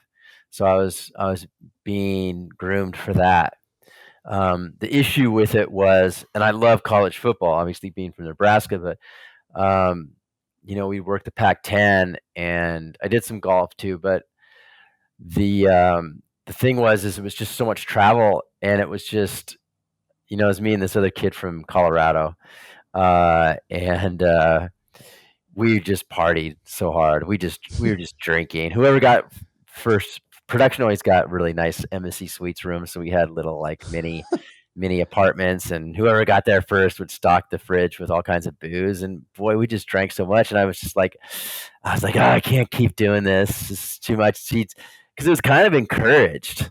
Yeah. We were never penalized if we'd show up drunk the next day early for work. That would be kind of like celebrated. Yeah. And Well, you're in a drinking environment with these college football games, right? I mean, yeah, everyone's but for work, you'd think like that would be like so, it's just interesting. But so I just was like, I can't be on the road this much. I need to establish myself in Los Angeles. That's when I started Mhm. to have these longings, like, and I was also pursuing acting through all this time. I was doing what I could as far as like doing classes, getting headshots, but I didn't have a lot of money. And the thing we're not touching on is that I was part of central casting. I was doing a lot of background actor work, and I was starting to Mhm. become a regular actor on different shows. you Like a know, background actor. regular background actor and stuff. And I remember I was on Just Shoot Me and West Wing and Friends, and I remember being on Just Shoot Me, and the crew would always be like, "Don't worry, you're gonna get lines soon." And I was always like, "Really?" I just thought I was like I just thought like there would be this sense that when I would be on set or this and that, where I would get like nods from the more established people that they recognize me, and I just thought I'm just a peon actor, like no one, I'm just a peon background actor. I'm just a prop, and my confidence was so low, and I just figured I don't know, I just figured I just didn't feel seen, but then I would get those little nods, but I didn't stick with it. I didn't stick with it, and I don't know if I parts of me, yes, have regrets with that, but also I wanted to when I heard this stat that only 3% of SAG actors actually make a living wage off acting, it scared the holy shit out of me. I was like, I can't, you know what I mean? I just felt like I'm not gonna live that way. I'm like the whole starving artist thing seemed like such a farce, and I didn't want to be a part of it. And I just figured I needed to do something to establish myself financially. And the other side of it was I wanted to party. I wanted to Okay. party. I didn't do all the partying and go out and have fun and experience different things, and I wanted to do that, and I did. I made money, and I partied, and, got all that out of my system. I mean, I feel like I partied enough to make Charlie Sheen blush, So Were it you going out to clubs? Were you going to house whatever, parties? whatever, whatever, just whatever. Okay. I remember 2004 was the first time I tried ecstasy, New Year's Eve. My friends didn't wanna give it to me, but they were all doing it. They're like, "No, you can't give Where that to." was that? It was downtown at the Westin. It's a very big, beautiful Was hotel. it like one of those downtown raves Yeah, happening? Like down tons of different, DJ rooms. it All was in the different. hotel. It wasn't on the Yeah, street. It was yeah. in the hotel. They had all these conference rooms with different raves in them, and my Uh-huh. friends were huge into that scene. I was like a little geek, and like my unworldly, inexperienced little boyish self came out in that, and I didn't know at that time, but I was absorbing so many other people's energy, thinking that was my own. So people That's just thought I Pisces. People just thought I was weird. They're like, "Oh, you're so weird," And then if I would do any kind of drug that could make me even more weird, but I would be, like, happy, but I just didn't wanna talk. I didn't wanna socialize. I wanna be around people, but I didn't wanna, it wasn't, I don't know, it was a fascinating experience. Like I said, when they all doing ecstasy that time, and I'd never done it before, and my roommate goes, "Don't give that to Mark. He's too fragile. He's too green. Don't give that to him." And And, then you took it. and then I took it, and it was amazing. It was so much fun. I just by myself. I just went out. Who is your roommate? Was this the married guy or no? This was a different No, the person. married people moved to, Missouri what do they call that? The Ozarks? Yeah. And, in Branson, Missouri, where all the entertainment stuff is. But, no, this is a different roommate. This is really sweet man, and Someone that you met here or somebody from yeah, back home that someone that was. I had met through Craigslist when I put an ad up. Oh wow. And, Okay.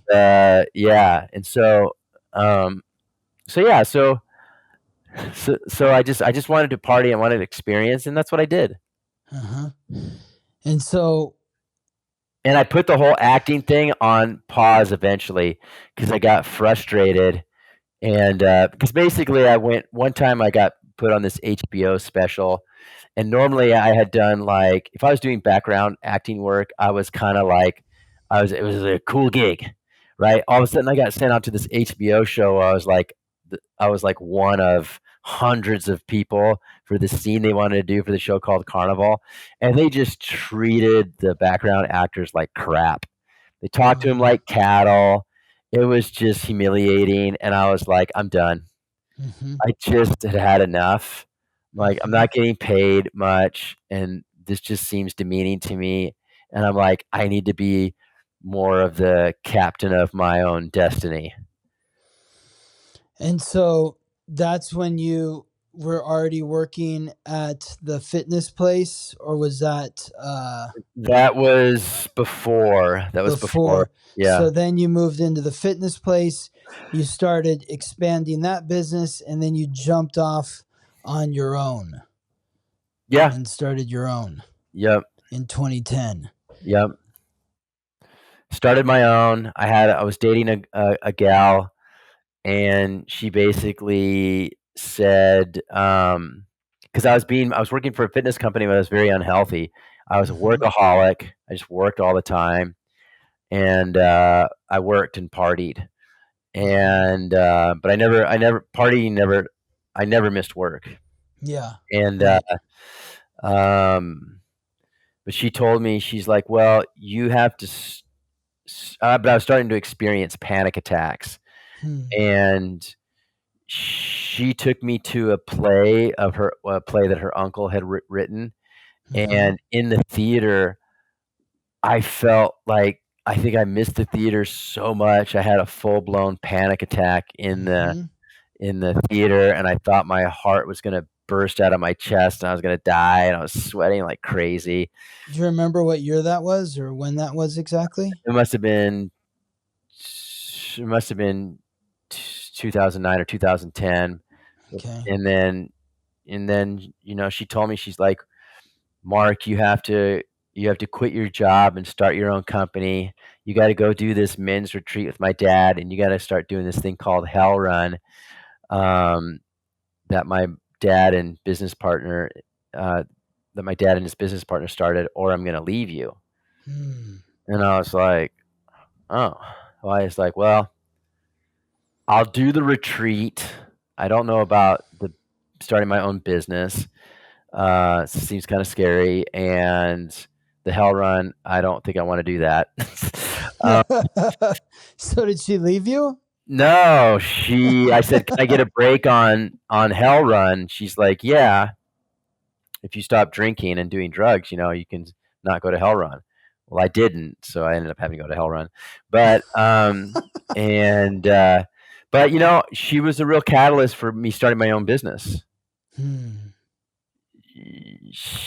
She really was, and to really take that final leap, I needed that push, and I thought I was just gonna do it for a couple years, you know? I wanted to get back into some kind of creative pursuit, but I also wanted to be able to support myself financially. I did Yes. not like this whole, because there was, like, semi-successful people that were doing acting plus some other stuff, but it just seems so unstable. Mm-hmm. And I just was not. I mean, now where I'm at right now, I'm glad that for the choices that I've made. Mm-hmm. Um, I mean, it's to choose your own adventure. I mean, our thoughts Yeah. create a reality, and if I'm Well, for believing that, you, yeah. yeah. So yeah. So, so 2010 to now, that's 15 years you've had your own business. hmm And how has that experience been for you? Well, it's been wild. It's been a really interesting experience. Because going from like a reluctant like entrepreneur that's kind of like, well, I want to get out of this business because I felt like there was so many unhealthy habits and experiences that I had in the sector of the fitness industry that I was in with the person that I was working for, that I just wanted to run away from it all. But then I also Mm-hmm. had this really incredible education. Sometimes, seeing something this man was a great marketer. There's a lot of great things that he did. There's obviously some other things that needed a lot of attention and work. But no matter what, it was an amazing education. I learned so much, and I looked like a hero compared to this man that was just not really well liked or trusted. So it was easy to look like a hero compared to him. So I had a great reputation. Um, and so I think over the years, and then I had to get sober. I'm starting a business and getting sober at the same time. Wow, that's a lot. So there was a lot of challenges, but it also afforded, and I didn't have the steady paycheck coming in anymore, big fat juicy paycheck. Yeah. But all of a sudden, I was ready to. I started doing theater again. Okay. I started doing. How did that come about? Where did you start doing I theater? joined this men's group, and the men's group was all about like, getting into your power as a masculine man, and in healthy, good expressed way, great expressed ways and stuff, and just really to help you with your success and relationships and family.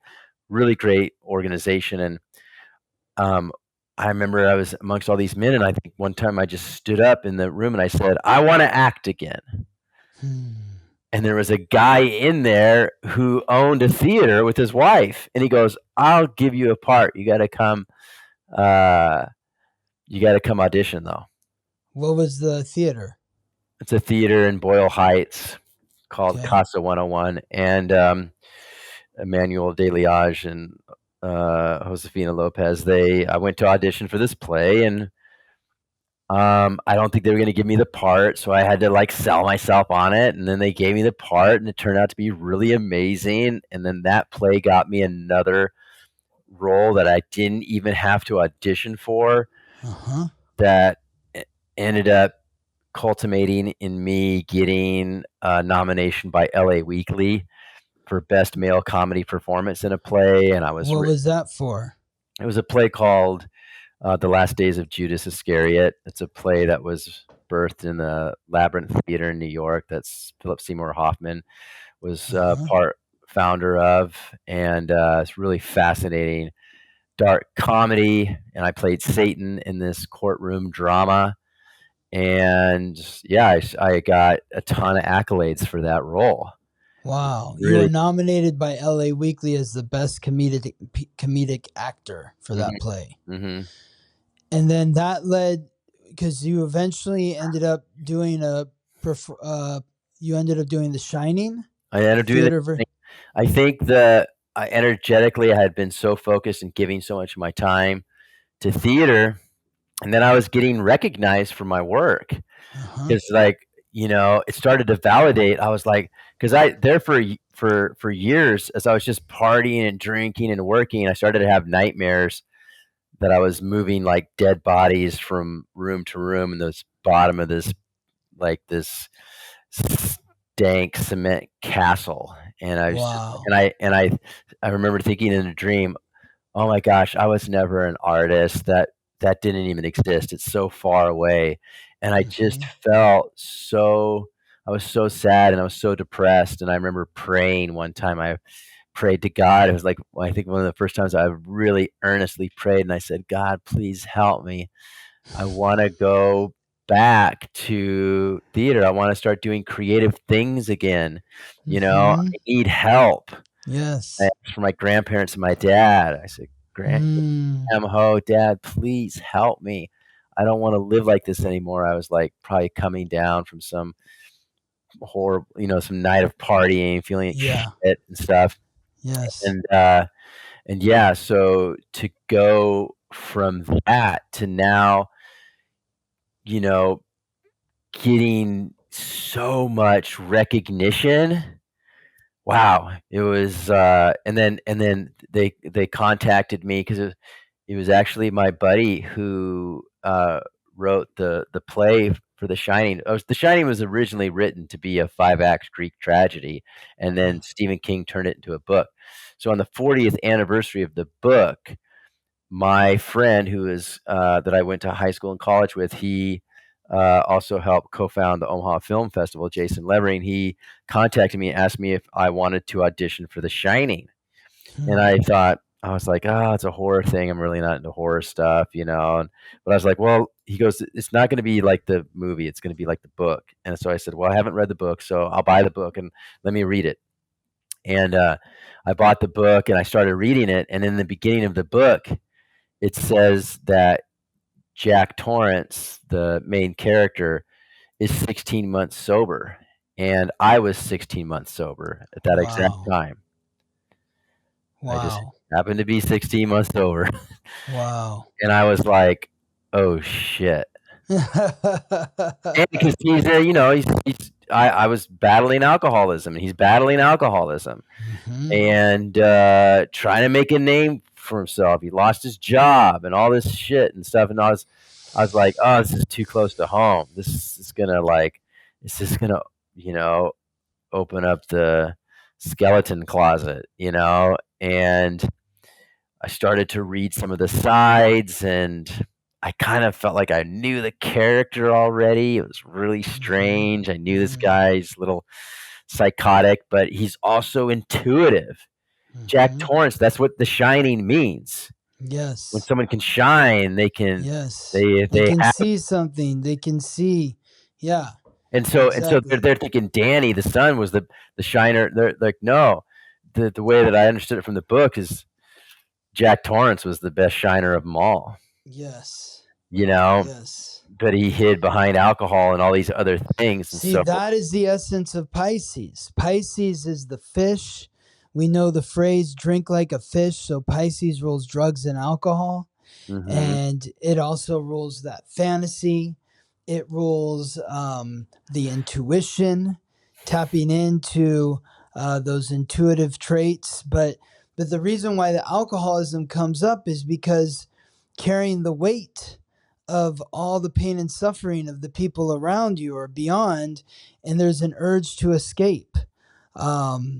Before you continue on that, I just wanted to say that when you were going through that shift in 0203, when you started at that new company, that the exercise, exercise equipment company, that was during your Saturn return. And you were being called to be pushed in a different direction. And then when you were going through the experience of 2013-14 was when Neptune was squaring Neptune. So that's a period where it's kind of like a midlife crisis period where it's like, I need to reimagine the dream of who I am. And so, and then you manifested this role with you. Okay. So you started to read about Jack Torrance and you're like, wow, there's a lot of similarities here. And so you auditioned for the role. I auditioned for the role and I just felt like it was my role. You know, I went from going like reluctant, not wanting to do this to I didn't want it super bad either. I wasn't like, oh my God, I have to have this. Yeah, you're just like, it's my role. But I felt like it was mine. And they did pick me, obviously. And that's when I decided that I was going to buy a 1969 I can't remember if it's 1968 or 1969 Volkswagen Bug, red Bug, because that's what Jack Torrance drove. Wow. And I started looking for this Bug. Okay. And because I wanted to, you know, I suppose it's a little bit of method acting. Yeah, that's what I was gonna say. Yeah, method acting. But you know, I searched and I searched and I searched and I finally found one. Now, in the movie, it was yellow, but in the book, it was red. And so I had to really search and find that right beetle bug to drive and to prepare for the role, because I was going to drive it across country. Okay, like he had or something. Yeah, Yeah, is that yeah, so? It's interesting because like I'm looking at like the synastry between you and Stephen King, who wrote the book, and Mm-hmm. your soul's purpose is in Sagittarius, your north node.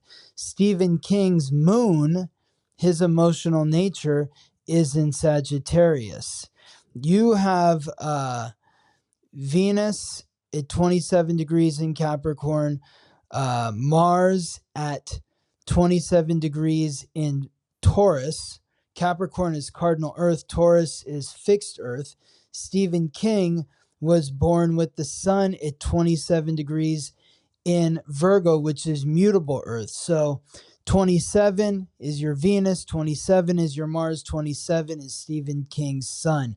They're forming a grand earth trine. It forms a perfect triangle, all at 27 degrees. So it's like his vital energy of the sun is bringing vitality to your senses, your love nature, Mm-hmm. and your courage, your sense of courage, courage in the imagination, because your Mars is in the 12th house. So it's like bringing that fantasy into reality, having the courage to bring the fantasy into reality. And yeah, I mean, it's his sun is also squaring your Saturn at 27 degrees in Gemini, and squaring your north node at 25 degrees in Sagittarius. So his sun is aligning with 1, 2, 3, 4 planets in your astrological code. Really, like, his energy lights you up. Wow. Yeah. Yeah. Well, he cast. I had to fill my audition and send it to him, and he's the one that approved it. Wow. So that's that makes total sense, because he's seen aspects of himself in you, or his vitality was seeing parts of you very clearly. Mm-hmm. Mm-hmm. Your senses, your courage, your responsibility, your sense of freedom, imagination, your love nature, all of that. He's seen it very clearly. Mm-hmm. So how was that experience doing that play? It was incredible. I mean, it was a lot of work, and I took it very seriously. Yeah. It's a very complex play. I think there's 51 scenes in it. Wow. In different areas. It's just like so much movement. And where did you perform this? In Omaha, Nebraska. Oh, wow. At a really famous music venue. And I got to reconnect with some of my family there. I got to connect with some of my friends. I got to be, a traveling actor on the road. Mm-hmm. So it was it's kind of, it was a dream come true. Mm-hmm. Wow. I got a lot of I was riding a high, because when I was there rehearsing for The Shining is when I found out about my nomination by LA Weekly. Wow, for the other play. Yeah. Wow. So I was like, holy shit. I remember when I was sitting there driving around in that red Beetle around Omaha and finding out about the nomination. I'm just really absorbing that uh, fully, really absorbing it, and thinking that I really wanted to do this more of this for sure. So Uh, what happened? well, I came back after all of that was uh, after the play concluded, and there was a big you go up really high, so there's a big drop off, and I went from doing these big shows to not really having anything, and I needed to pay some attention to my business, needed attention now at this point because the sales had been way down, and I think that there was some thievery that was happening, and so there's a bunch of stuff there. I lost my sobriety. That really tripped me up. I started doing a show downtown, and yeah, it just I can see how people really struggle with these big pendulum swings, and I wasn't strong enough in my sobriety to handle it. So yeah, I didn't fare very well from that, and losing my sobriety and kind of going back into that whole thing was pretty gnarly, was scary, for sure, and I just self-sabotage. So I really had a lot of momentum, you know. And then you lost it. Mhm. And then what pulled you back? How did you get regrounded? I had to work on my sobriety again. I started going to AA meetings, and that was very helpful. I was trying to think of that auditorium in Omaha. And it was like finally came to me. It's so cool auditorium. A lot of famous bands play at that. That's where we did the Shining at. What's it called? What's the So-called auditorium? So-called auditorium. Omaha, Nebraska. What a great venue. Yeah, and so I think part of me really wanted to pursue art full time, and I just got scared, and then with losing my sobriety, my confidence went down. And I started to think I was an imposter, and I can't, it can be a tough business if you're not fully mentally prepared for things of this nature. Success. So Yeah. yeah, so it's interesting when I think where I'm at now, Yeah. because it's just like, this was before this was 2014, 2015. I hadn't even drank ayahuasca yet. So is that something that helped you ground yourself, is doing the plant medicine? Well, I was doing a lot of meditation, and I was doing meditation before. I had a supernatural experience happen to me when I was in Omaha on a full moon, before I'd lost my sobriety. I was Do woke you up. remember when that was, the full moon? It was a full moon, I believe, in March, and I was woke up at 3:33 a.m. My hand hit my face, and so either myself did it or something did it, and then I was like, "That was really weird." It didn't feel like that was me that did that. And then I was like, "I'm just gonna go back to sleep." I look at the clock; it's 3:33. I was like, "Oh, that's too weird." So I got up, and I just felt this sensation touching the top of my crown. I felt like I was being touched all over, and I was just like, that was a very fascinating experience. Very profound experience because it was touching the top of my crown, and then it would expand down my shoulders and the rest of my body. Wow. But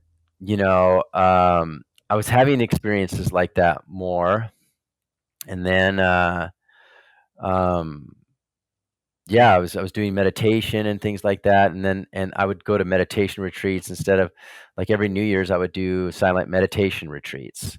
And Where were was this at like Vipassana? They were in Joshua Tree. They were with the Agape Spiritual Center here in LA. Okay. And yeah, I was doing those, and eventually I was asked. I met this gal at one of the meditation retreats, and she said her and her family were going to this place in Costa Rica with Agape, this place called Rhythmia, in 2016, and they were going to do meditation, all this kind of stuff. I didn't really catch all the stuff about the plant medicine, but when I went down there, they were checking me in, and they're like, so I went to Costa Rica to see this girl, and also because I thought Agape was great. And then they said, "Oh yeah, by the way, we're going to be doing plant medicine." And I was like, "What's that?" And they're like, they said plant medicine, and so I was like, "Oh, what are you guys juicing?" And they're like, "No, we're like," they're like, "We're doing ayahuasca in San Pedro." And I was like, "Oh," I'm like, "Oh, I'm not doing that because I'm sober." And they're like, "This actually can help with your sobriety." Yeah. And I was like, "No way." And so, but I called I had 2 therapists at the time, and they both said, "No, you can't do ayahuasca." So You had 2 therapists? I had 2 different therapists at the time because I was a really high risk addict. Wow. You know, one that would support me more on a spiritual level, and one that would more support me on an addict level.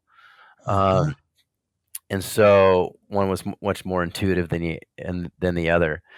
But I ended up talking to people that were down at Rhythmia and stuff, and they were having these incredible experiences, and I thought, I need to do this. So you went against the recommendations of your therapists. I went against the recommendations of my therapist because neither of them had done it.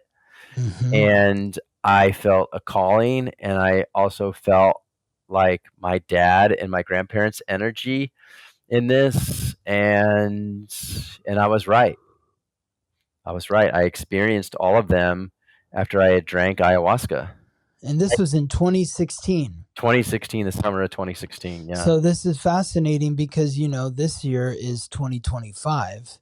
Mm-hmm. 2 + 2 + 5 = 9. Mm-hmm. And 2 + 1 + 6 = 9. So the last 9 year before this 9 year was 2016. Mm. And that was the ending of who you were in some respect. Mm-hmm. And it's like once you drink ayahuasca, it's like you're a changed person. It's like before and after. Yeah. And so this is another year of endings. So what's going to come for an ending for you this year? I mean, but 2016, that sounds like it was a pivotal shift. Would you agree? It's phenomenal. I mean, I was like Luke Skywalker going to visit Dagobah and getting trainings from Yoda, and so I was like, after I drank that medicine, it opened up a whole new world for me. I saw music for the first time, like floating in the sky. I could see it with my eyes open or closed. I saw the form and shape and color of what I perceived music to be. I didn't know I was getting downloads at that time.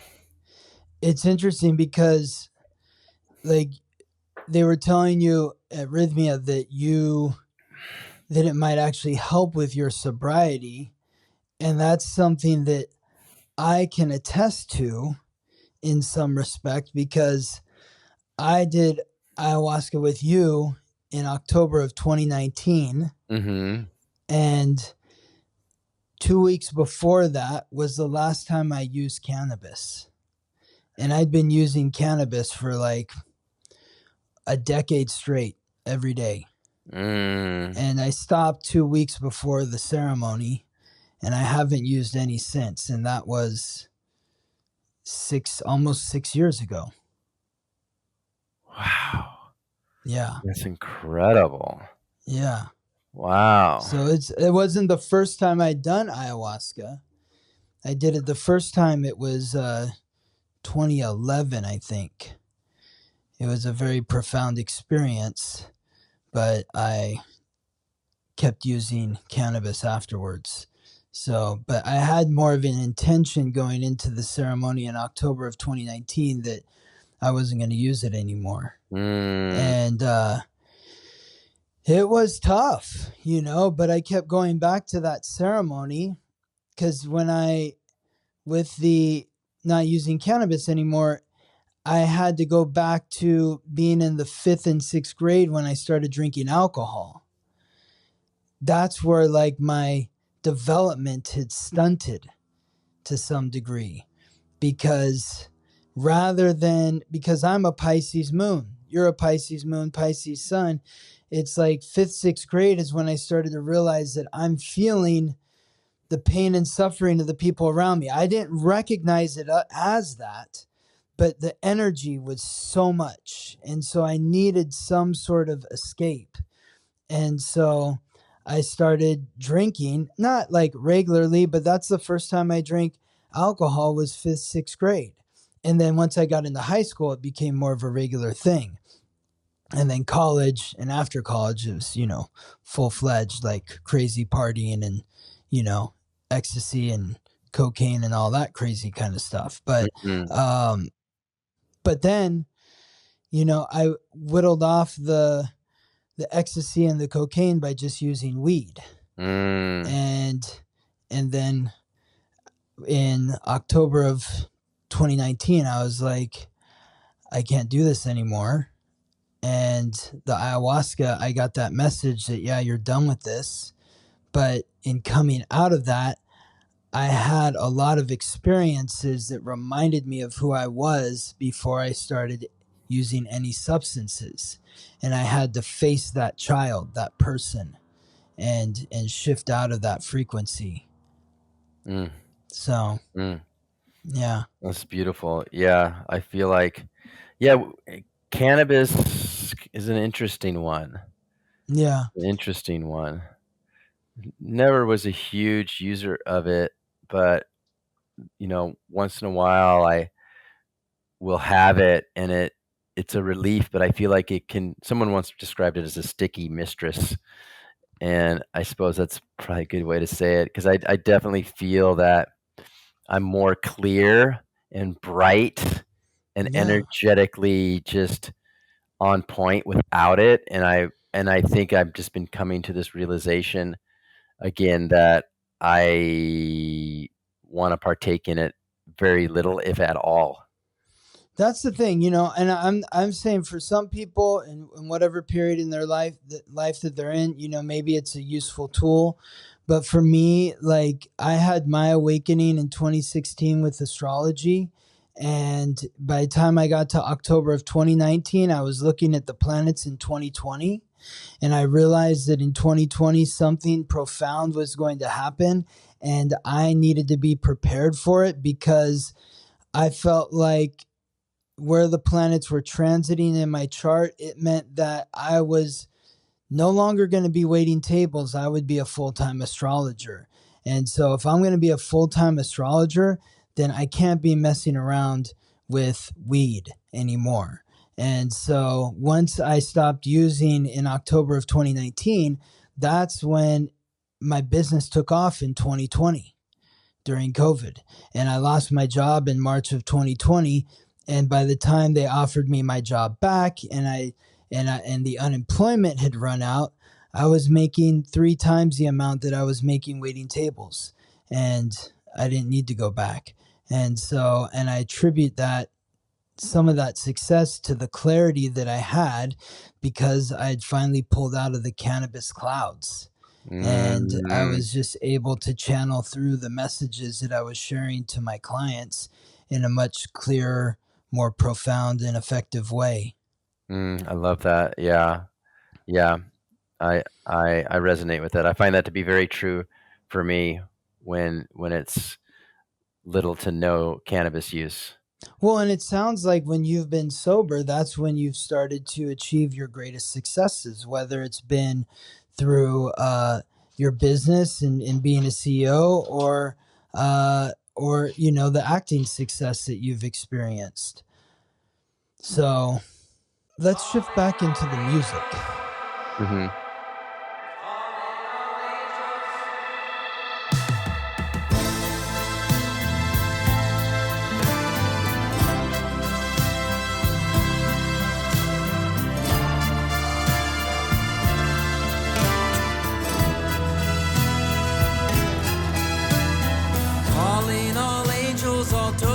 my ancestors too, to guide me along on this journey and all that I do.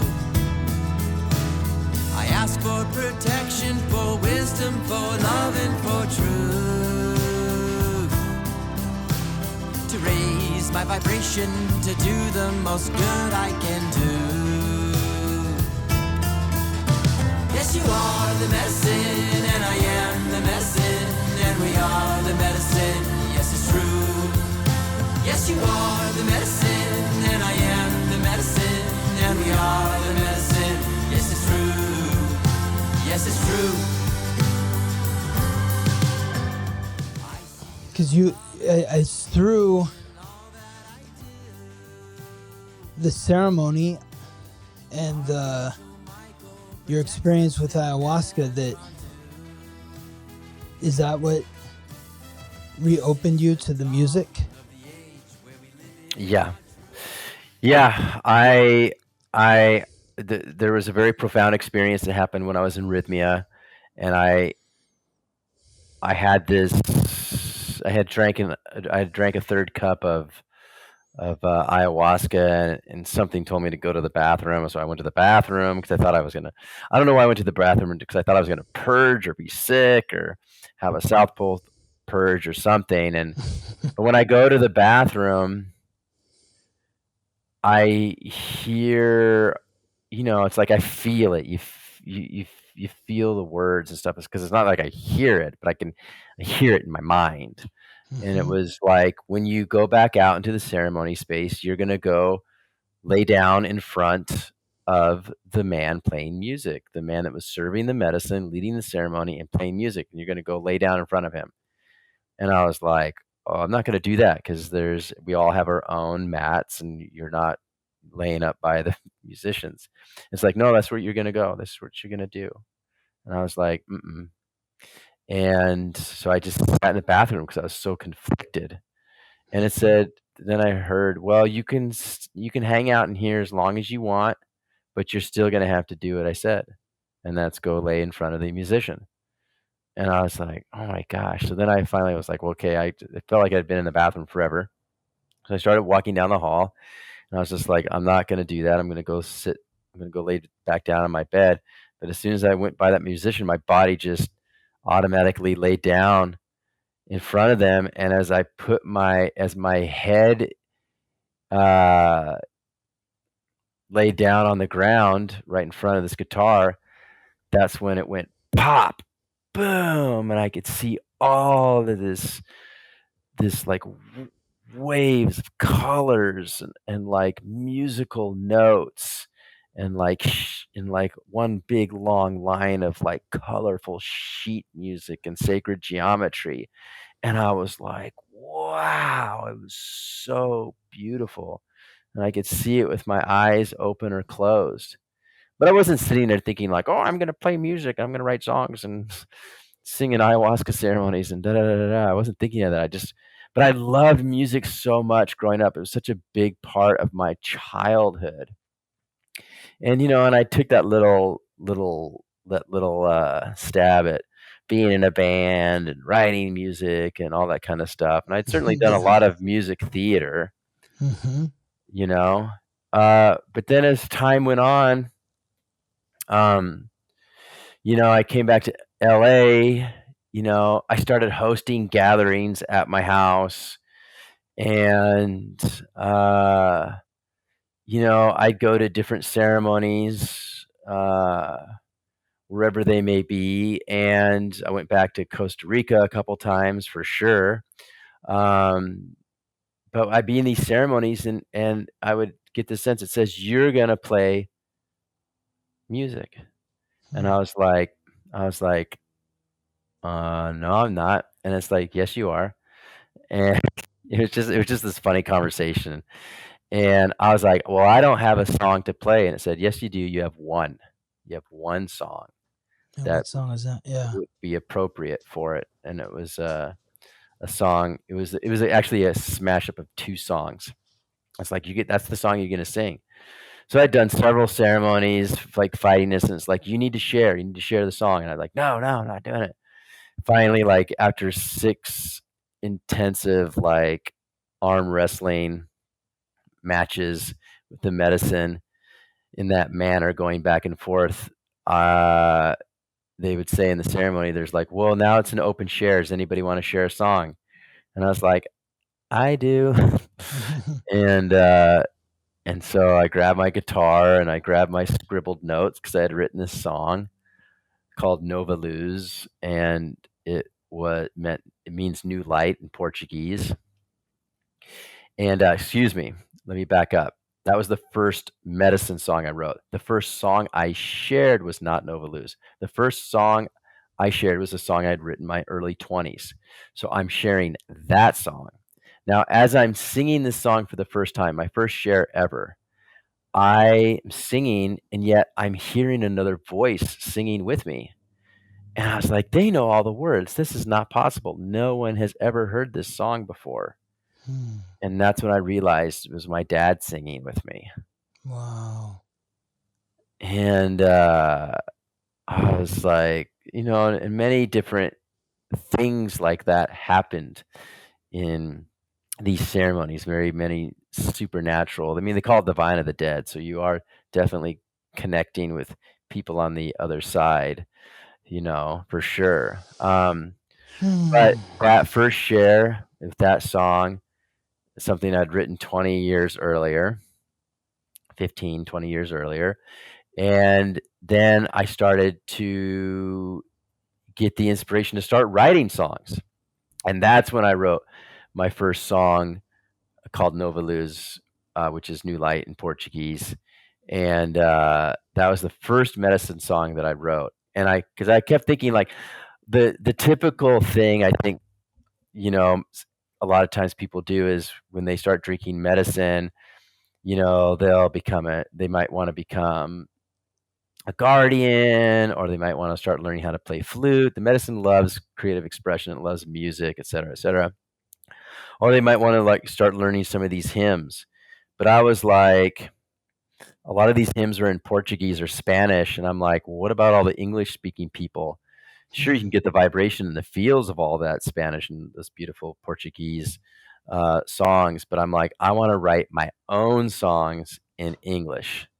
It was kind of coming back to like back when I first started playing the guitar. I was like, I wasn't as interested in learning a bunch of covers as I was in trying to write my own stuff, and so here it comes back again. So that's what happened. It just started to lubricate that creativity, just blast open. I just love to sing. It's having the time of my life, reconnecting with this side of me that wants to sing and play music. And because I thought that was all over with. And here it was, like, just coming back strong as ever. I think that's so good for you because your North Node's in Sagittarius, which is the sign that represents channeling through the message from the higher power. And it's in the 7th house, which is associated with the 7th sign, which is Libra, which is ruled by Venus, the goddess of love and beauty. I think of Libra as one of the signs that rules music because it represents harmony, poetry, the spoken word. It's like the beauty of the sound. But you were born with the sun, vitality, Mercury, communication, the moon, emotions in Pisces, which is the sign that rules the unconscious. And whether it's plant medicine, drugs and alcohol, or music, these are all aspects of the material realm that draw you into the dream realm. So Pisces is another sign that rules music. Then like you mentioned Neil Sedaka, he is a Pisces sun. Oh, really? Yes, there's so many musicians. Johnny Cash is a Pisces sun. There's so many musicians that are Pisces suns. Like, let me think if I can go down the list here of the different Pisces suns. That are musicians. Nina Simone is a Pisces sun. Erykah Badu is a Pisces sun. Justin Bieber, Roger Daltrey, Kesha, all Pisces suns. Wow. There is Doc Watson, John Bon Jovi, Pisces sun. There is Andy Gibb, is a Pisces sun. Tyler, the Creator, Wes Montgomery is a Pisces sun. Wes Montgomery is a Pisces sun and a Gemini rising, like you. Amazing jazz guitarist, if anyone doesn't know who he is. Tom Schultz, the guitarist for the band Boston, is a Pisces sun. Robin Thicke, Pisces sun. Al Jarreau is a Pisces sun. James Taylor is a Pisces sun. Ry Cooder is a Pisces sun. Quincy Jones is a Pisces sun. Will I Am is a Pisces sun. Mike Love from the Beatles is a Pisces sun and a Gemini rising, like you. Nat King Cole is a Pisces sun. Wolfgang, Billy Corgan is a Pisces sun. Wow. And Queen Latifah.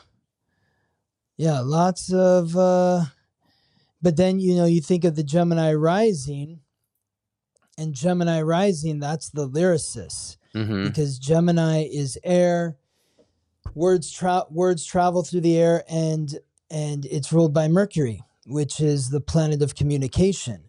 So some of the great lyricists, songwriters, but even just musicians, like Miles Davis is a Gemini rising, but Mick Jagger is a Gemini rising, Garth Brooks is a Gemini rising, Bruce Springsteen is a Gemini rising, Sam Cooke is a Gemini rising, John Denver is a Gemini rising. So there's a lot of great musicians or singer-songwriters that are Gemini rising, the lyricists. So when I put this episode out, I want you to give me a song, maybe Nova Luce.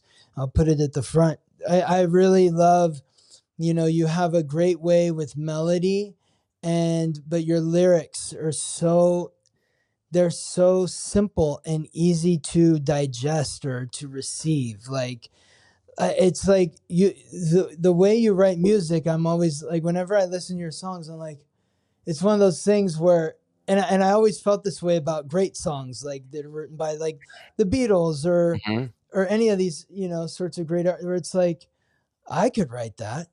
It seems like so simple. Like, well, why didn't I think of that?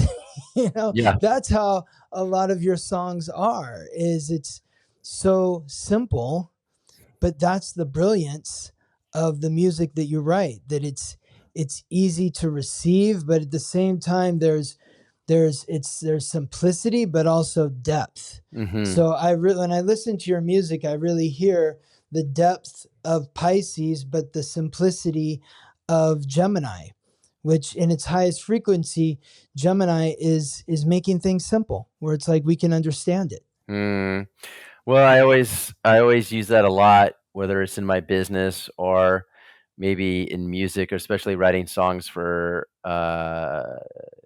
adult children in a ceremony where they're in a very vulnerable, elevated, altered state of consciousness.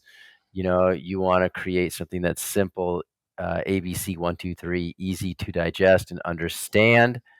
And that's just how it kind of comes out too. It's like, I kind of try to fight it. Sometimes I try to want to be more clever, but then there's often times where I'm like, wow, there's a lot of profound meaning in some of these simpler concepts. And so I've really been enjoying writing some non-medicine music now more, and still writing medicine music and hymns. I'm still involved, still very much involved into the culture and community of medicine workers and just the different events and functions that they do. And so I'm still exploring, because I've had a long career of being in that space, being a guardian, being a leader, being a musician, and holding events. I mean, we've done many We Are the Medicine events, community events in Los Angeles that are during the day where people aren't necessarily taking, well, they might be microdosing, but that's on them. But doing all these kinds of things, and now transforming into more of exploring mainstream art, but I don't quite fit in just the folk category, or I don't just quite fit into the rock and roll category, or the retro rock or country or this. I like to explore. I'm starting to allow myself to really explore all the different genres and see how that works for me, and just learning about what it looks like to, again, start to have my confidence and start to see I've always had it. We all do. And just to embrace who I am and play to my strengths, be aware of the things that are so-called weaknesses, but to really start to see how far I can take this without self-sabotage, and without having some debilitating self-worth issues. Because I've had a lot of success. I've had a lot of success. I've been given so much. God's taken such great care of me. I have a beautiful beating heart. I have clothes and fresh water and a roof over my head, and my needs are met.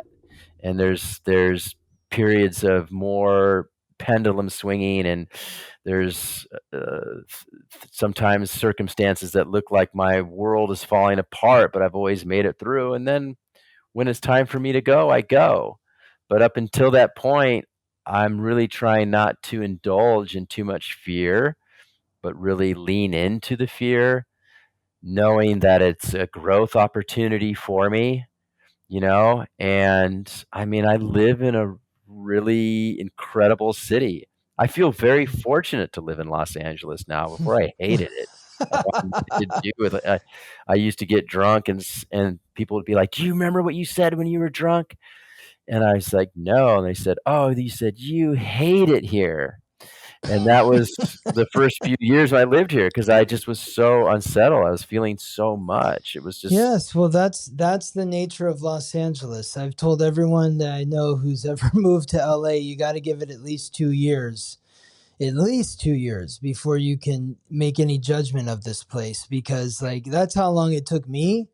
It took me probably 2 to 5 years before I felt like this was home. Because I came from a small town too.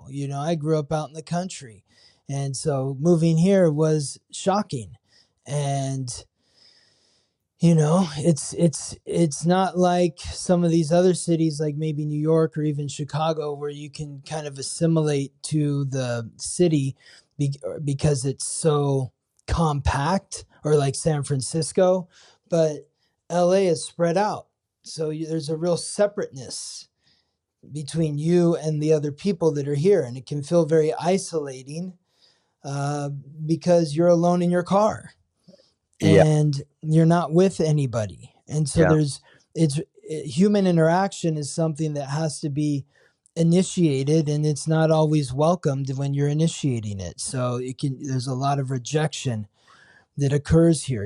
LA is a city, like if you think of LA in terms of its astrological code as being founded on April 4th, 1950, there were 6 planets in Aries. So this is the city that represents the self. It's, it's like, this is all about the self. And so because of that, the antithesis of that self energy is relationships. So relationships, friendships can be hard to come by in this place. But the more that you find your self-confidence, the more that you become confident in yourself, the more that you will attract what you desire in relationship. That's the secret to LA. The Mm. secret to LA is self-confidence. And it can't be fake. It has to be real. Oof, ain't that the And the truth? only person that knows that it's real is you, Mm. because you feel it within yourself. Wow. And so That's the secret code. I know that's it the code. now. Yes. Know it And now. that's what you're working towards. Well, But it's funny because it's like, at what point do I give myself any credit? At what point what does it mean to have made it? Is it my name and picture on a billboard, or does that even mean anything? Because fame and that kind of recognition is also fleeting. I want a well-grounded life that, as the pendulum swinging, I don't get so knocked off my feet that I just take myself out because I can't handle it. That's not success. That's not making it. And so I, as I pursue to share my music and my voice and my art and my creativity with the world and have the confidence to do so, I, s- I must also make sure that I'm grounded enough to be able to handle any type of because I love my life. I love my life. good. I have a good life.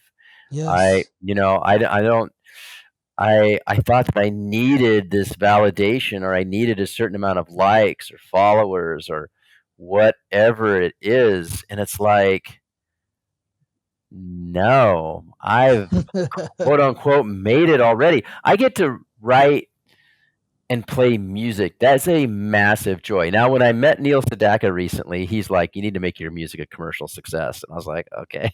When he just put it so plainly, I was like, "Hmm." It was out without this like, I need to do it because I need to be seen, and I need to be there. I mean, we all have a desire to be seen and acknowledged, of course. Mm-hmm. Um, However, I do see this this idea of me just like, I'm doing the work, I'm writing the songs, I'm going to the studio, I'm recording them at a really nice studio where lots of stars have recorded in Burbank at Enterprise Studios. I mean, how lucky am I? I'm getting to work with Wow. the top rated musicians in the world. Trumpet player on my tracks is playing for the Eagles. My drummer is Dweezil Zappa's drummer. It's like, my producer has a Grammy nomination with Lisa Loeb. I mean, it's like, what? Like, Wow. what more confirmation do I need? I'm doing it right now, Yes. So I'm actually going like, you're already doing it, and I am enjoying the process more, not chasing so much and not being so damn needy, Mm-hmm. all the Yes. insecurity and all that other stuff. So the confidence is coming. And, fortunately, I'm a multifaceted individual. I have a business. I used to sometimes think of that as like, some people might say, well, Dad, you just gave up. You didn't think you had what it took to pursue acting. So you just gave up and built a business. And I'm like, well, thank God I did. You know, Yeah. Because it's supporting you in your art right now. it's supporting me. And because before, there's this thing of like, oh God, I got to make it when I'm young and so cute, you know? And now I'm like, well, I'm older, and it's like, this is the time that I get to do what I get to do. Thank God. I Yes. would much Yes. rather have it happen now than not have it happen, or have it happen as young and then fizzle out, and be Right. dead at 27 or 30 or 40. So here I am, like, yeah, just getting to learn how to be a better student, but also just to be. I want to continue to push myself and challenge myself, but also at the same time know that I'm on the right path. Give myself a lot of compassion. Really practicing self love. It's a daily challenge. It's a daily challenge to do the things that need to be done to live a healthy physical life, a healthy mental life, and a healthy spiritual life. Yes. Well, one of the notes that have given you many times before, and I'll continue to give you in terms of your North Node in Sagittarius. It, like Pisces, Sagittarius and Pisces are the two signs that represent faith. And so when you feel that fear, have faith that you will move through it, you will overcome it, that God's on your side. The universe is on your side. You have nothing to fear. Have faith. And just the fact that you met Neil Sedaka recently, I mean, the cosmic connection between you and him is really quite profound. I would love for you to get his birth time if you're ever able to reconnect with him, because I don't have it. But his Mars, his planet of courage, confidence, authenticity, is at 25 degrees in Sagittarius. Your North Node, your soul's purpose, is at 25 degrees in Sagittarius. So he is encouraging you, just by being in your life for that moment, to follow your soul's purpose. His sun, his planet of vitality, is at 21 degrees in Pisces. Your moon, your planet of emotions, is at 21 degrees in Pisces. So there is he's bringing vitality to your emotions. Wow. Yes. Wow. Yes. Well, yeah. And his Saturn, the planet of responsibility, is at 17 degrees in Aries. Your Chiron, your wound to your self-confidence, is at 17 degrees in Aries. So he is holding you responsible for those fears and insecurities. We've talked a lot about how you're a specific manifester. So isn't it interesting that Neil Sedaka was one of the people that you listened to growing up? He is a big part of your childhood, your mom's records and that sort of stuff. And then you're meeting him. You're spending time with him. Is that an accident? I don't think so either. I mean, how can it be? I mean, it's bonkers. I mean, I run into his assistant. His assistant is friends with one of my friends. His assistant gets him on the phone because he realizes how much I know a good portion of Neil's music. Neil says, I want to meet you. I go to dinner with him next to the Troubadour at Dan Tana's, this famous restaurant that's been there for 60 years. I have dinner with him. We have this great conversation. I hang out with him. I just feel like I know him. I'm not nervous or socially anxious. I'm just cool.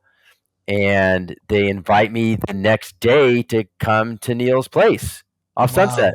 Wow. So I have dinner with him, and then they invite me to come hang out with him. And I'm like, normally I'd be like nervous, or I would want to sabotage in some way, or I was like, oh my God, they're going to see I'm a fraud. I'm not a virtuoso musician. I didn't go to Juilliard. I didn't go to Berkeley. You know, and I'm just like this, this magician walking around in a body in Los Angeles on this planet, hanging in space, at the same time though. And they're like, do you want to come and play some songs for Neil? And I was like, my mind went to look like, oh, I can't go because I have nothing. Anything else? I'm like, I guess I have to go. Yeah. And then I thought, I'm not going to take my guitar. And I was like, why would you do that? Why would you do that? And then I took my guitar. I went over there. And Neil's like, are you ready to play some songs for me? And I said, yeah. And he goes, I want you to play some songs you really love. And I said, well, and then I'm going to play something that I'm working on right now, something I freshly wrote. I didn't want to go with something I really knew, I was like, I might fuck these lyrics up, whatever. But I knew I got to play my heart out for Neil. Because he's been doing this since he's a teenager. He's going to call bullshit if I'm like half-ass in it, or if I'm nervous. I actually wasn't even fucking nervous because I'm like, I'm going to fucking perform. I got to perform. That's what I'm here to do. Like, I am in Hollywood right now, right off the Sunset Strip, hanging out with Neil Sedaka, and he's asking me to play him a couple songs in a private situation, me, him, and his sweetheart of an assistant, Kyle. And I just ripped these songs off, and he's like genuinely digging them and supportive. He's like, he's folky. I like your lyrics. I can understand them. You have a unique voice. He's like, you need to make your songs a commercial hit. He was just kind of like plain spoken. He goes, I did it for money. He's like, kids were making fun of me. I wasn't popular. He goes, I started writing his songs. It became very popular. I mean, it was just a matter of fact. It was this big, scary monster, you know? And I was just like, huh. Hmm.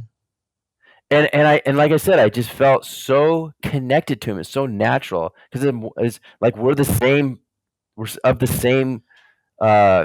cloth, cut from the same Yeah, cloth. yes. Well, that's because his sun, his identity is at 21 degrees in Pisces. Your moon, your emotions is at 21 degrees in Pisces. So there's a comfort there, a familiarity to each other because of that connection between his sun and your moon. Yeah. It's really a cosmic blessing connection. And that's also why you probably loved his music to begin with growing up. Well, it's a frequency signature. Exactly. It's a frequency signature, and that's what all music is. Yes. And sometimes you've got these great music and they have the dumbest lyrics, and you're like, why did I ever even like that? It's like, because it's just frequency. It doesn't have to be necessarily the most profound lyrics all the time. Whatever. It can just feel good music. Yeah. I mean, I make the music first, and then I write the lyric based on how the music makes me feel. And generally, sometimes it has something to do with what I'm feeling in my life at that moment, because that's the synchronicity that we live in, this expression of God that we're experiencing, and is always connected, whether we're open to it or not. I've done such a great job of resisting what God or the universe wants to give me at any moment. Right. So yeah. I think I'm opening up to that so much more. I mean, I've sat here and had to really convince myself, like, well, you're doing good stuff. Like, how is it that you get to meet Neil Sedaka? I mean, I had just had a Renaissance renewal with him in the summer because I went back to Nebraska last summer, and I was like, I need to listen to music that I listened to when I was a kid. And really kind of get back into like the stuff that I liked growing up. And I was like, well, I'm going to listen to Neil. And I listened to all this Neil Sedaka music when I was back in Nebraska. And then I get to meet him several months later. I mean, you're a specific manifester. You manifested. I didn't even mean to. I didn't even mean to. Yes. I had my song Imagine a Happy Ending that I released last year, and I had RFK Jr. use it. Now, I really wanted RFK Jr. to use that song as he was running for president, and he did. He did, exactly. He did. We talked about that. Well, that I felt like I had more of a play in. Like the Neil thing was just like, it's a kindred soul experience. But I have a when I met RFK Jr. several times in person, I feel like he's a special person. Well, that's the reason why you connect with him is because his sun, like we were saying, Stephen King, his sun's at 27 degrees in Virgo. RFK Jr.'s sun is at 27 degrees in Capricorn. So it's conjunct your Venus. It's aligning with your Mars at 27 degrees in Taurus. So it's connecting with your love nature and your courageous nature, your sense of authenticity and courage. Yeah, so that's the connection between you and him. I mean, it's funny how we go through life and then we connect to different individuals at different times in our life that make more sense. Yes. Because it wouldn't have made sense for me to meet Neil a few years ago. Right. I wouldn't have been ready for it.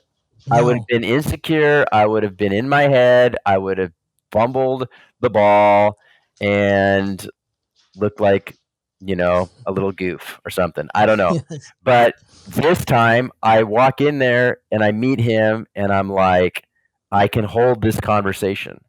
I can Mm. hold this energy. I can hold this Yes. presence, and it's not a problem at all. In fact, it's Mm. actually beautiful. Yes. Amazing. Amazing, Mark. I love it. Well, this has been such a profound, deep conversation, very Piscean. I Hmm. feel like we could talk for another 2.5 hours, and there's so much more for you to share about all the experiences that you've had in your life and how it shaped you in such a profound way. But I'm really grateful for you taking the time and sharing the wisdom that you've picked up along the way.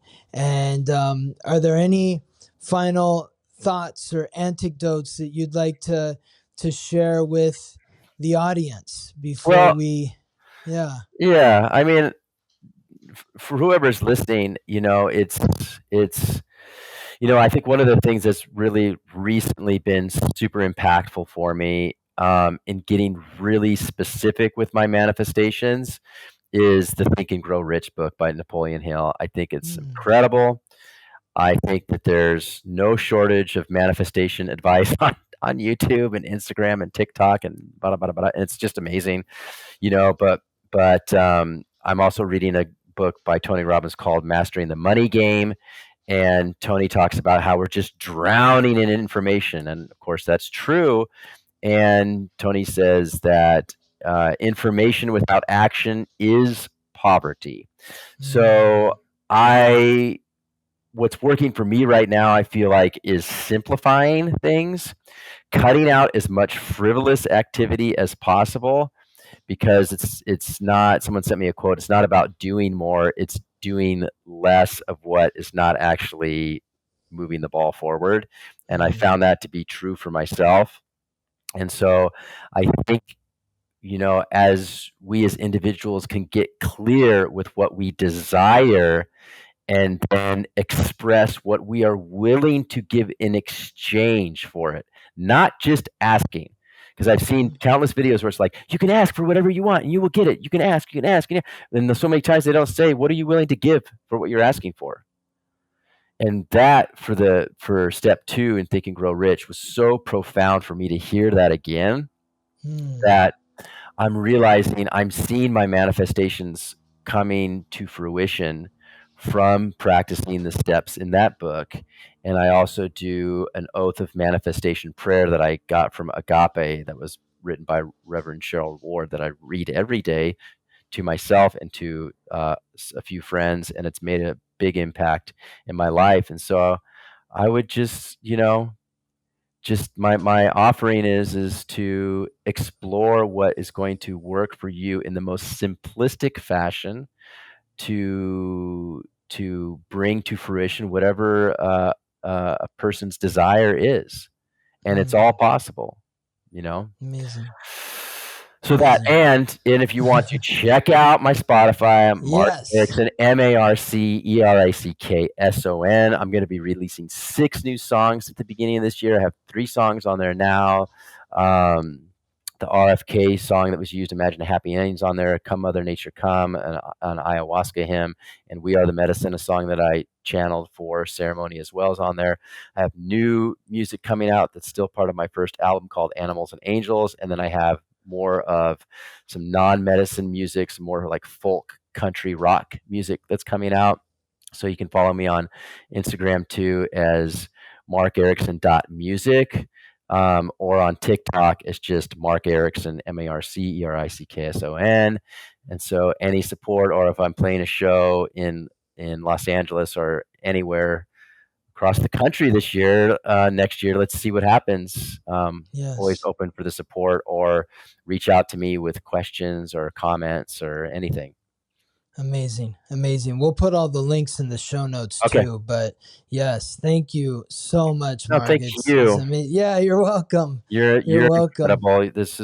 You've been such a great guide. And that's the other thing. I can also give a plug for Scott, because I've learned so much through this process, whether it's just going over my chart from when I was born to what the chart says at the time, at the current time that we're looking at, or at the chart of my 3-year-old daughter, which has been interesting, or the chart of a potential partner, or my geographical chart, like where am I going to be most challenged, or where's the most growth opportunity for me on different parts of the planets. It's very fascinating to me as I look at exploring different areas to live in, or maybe pursue different arts or music in different areas. Although Los Angeles, of course, is a very challenging but very rewarding place for me on the planet. Yes. Amazing. Well, you're crushing it, Marc, and thank you for the endorsement. And yeah, of course, it's an honor to work with you. It's an honor to have you on the show, and I'll look forward to seeing you soon at one of your live events for sure. All right. Always great. Well, love you. Thank you again for the invitation. It was beautiful, and look forward to hearing it. Love you too. All right. Okay. All right. But what's on the news today? Will I be inspired or dismayed? There are forces that I can't explain, and they're pulling me every which way. So I put out a candle and I set it aflame, and I pray that my family and friends are safe, and I'll stand up to all the injustice that still remains. And what will we do today to uplift us and elevate our consciousness? That's what's at stake, and they're trying to take that away.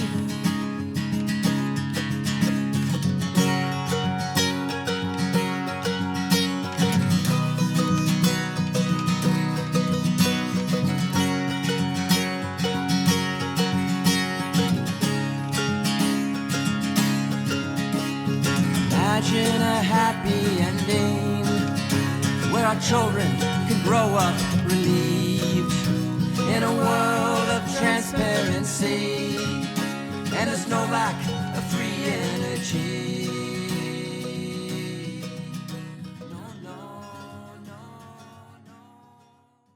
Thank you for listening to the Weekly Transit, interviews and conversations from an astrological lens.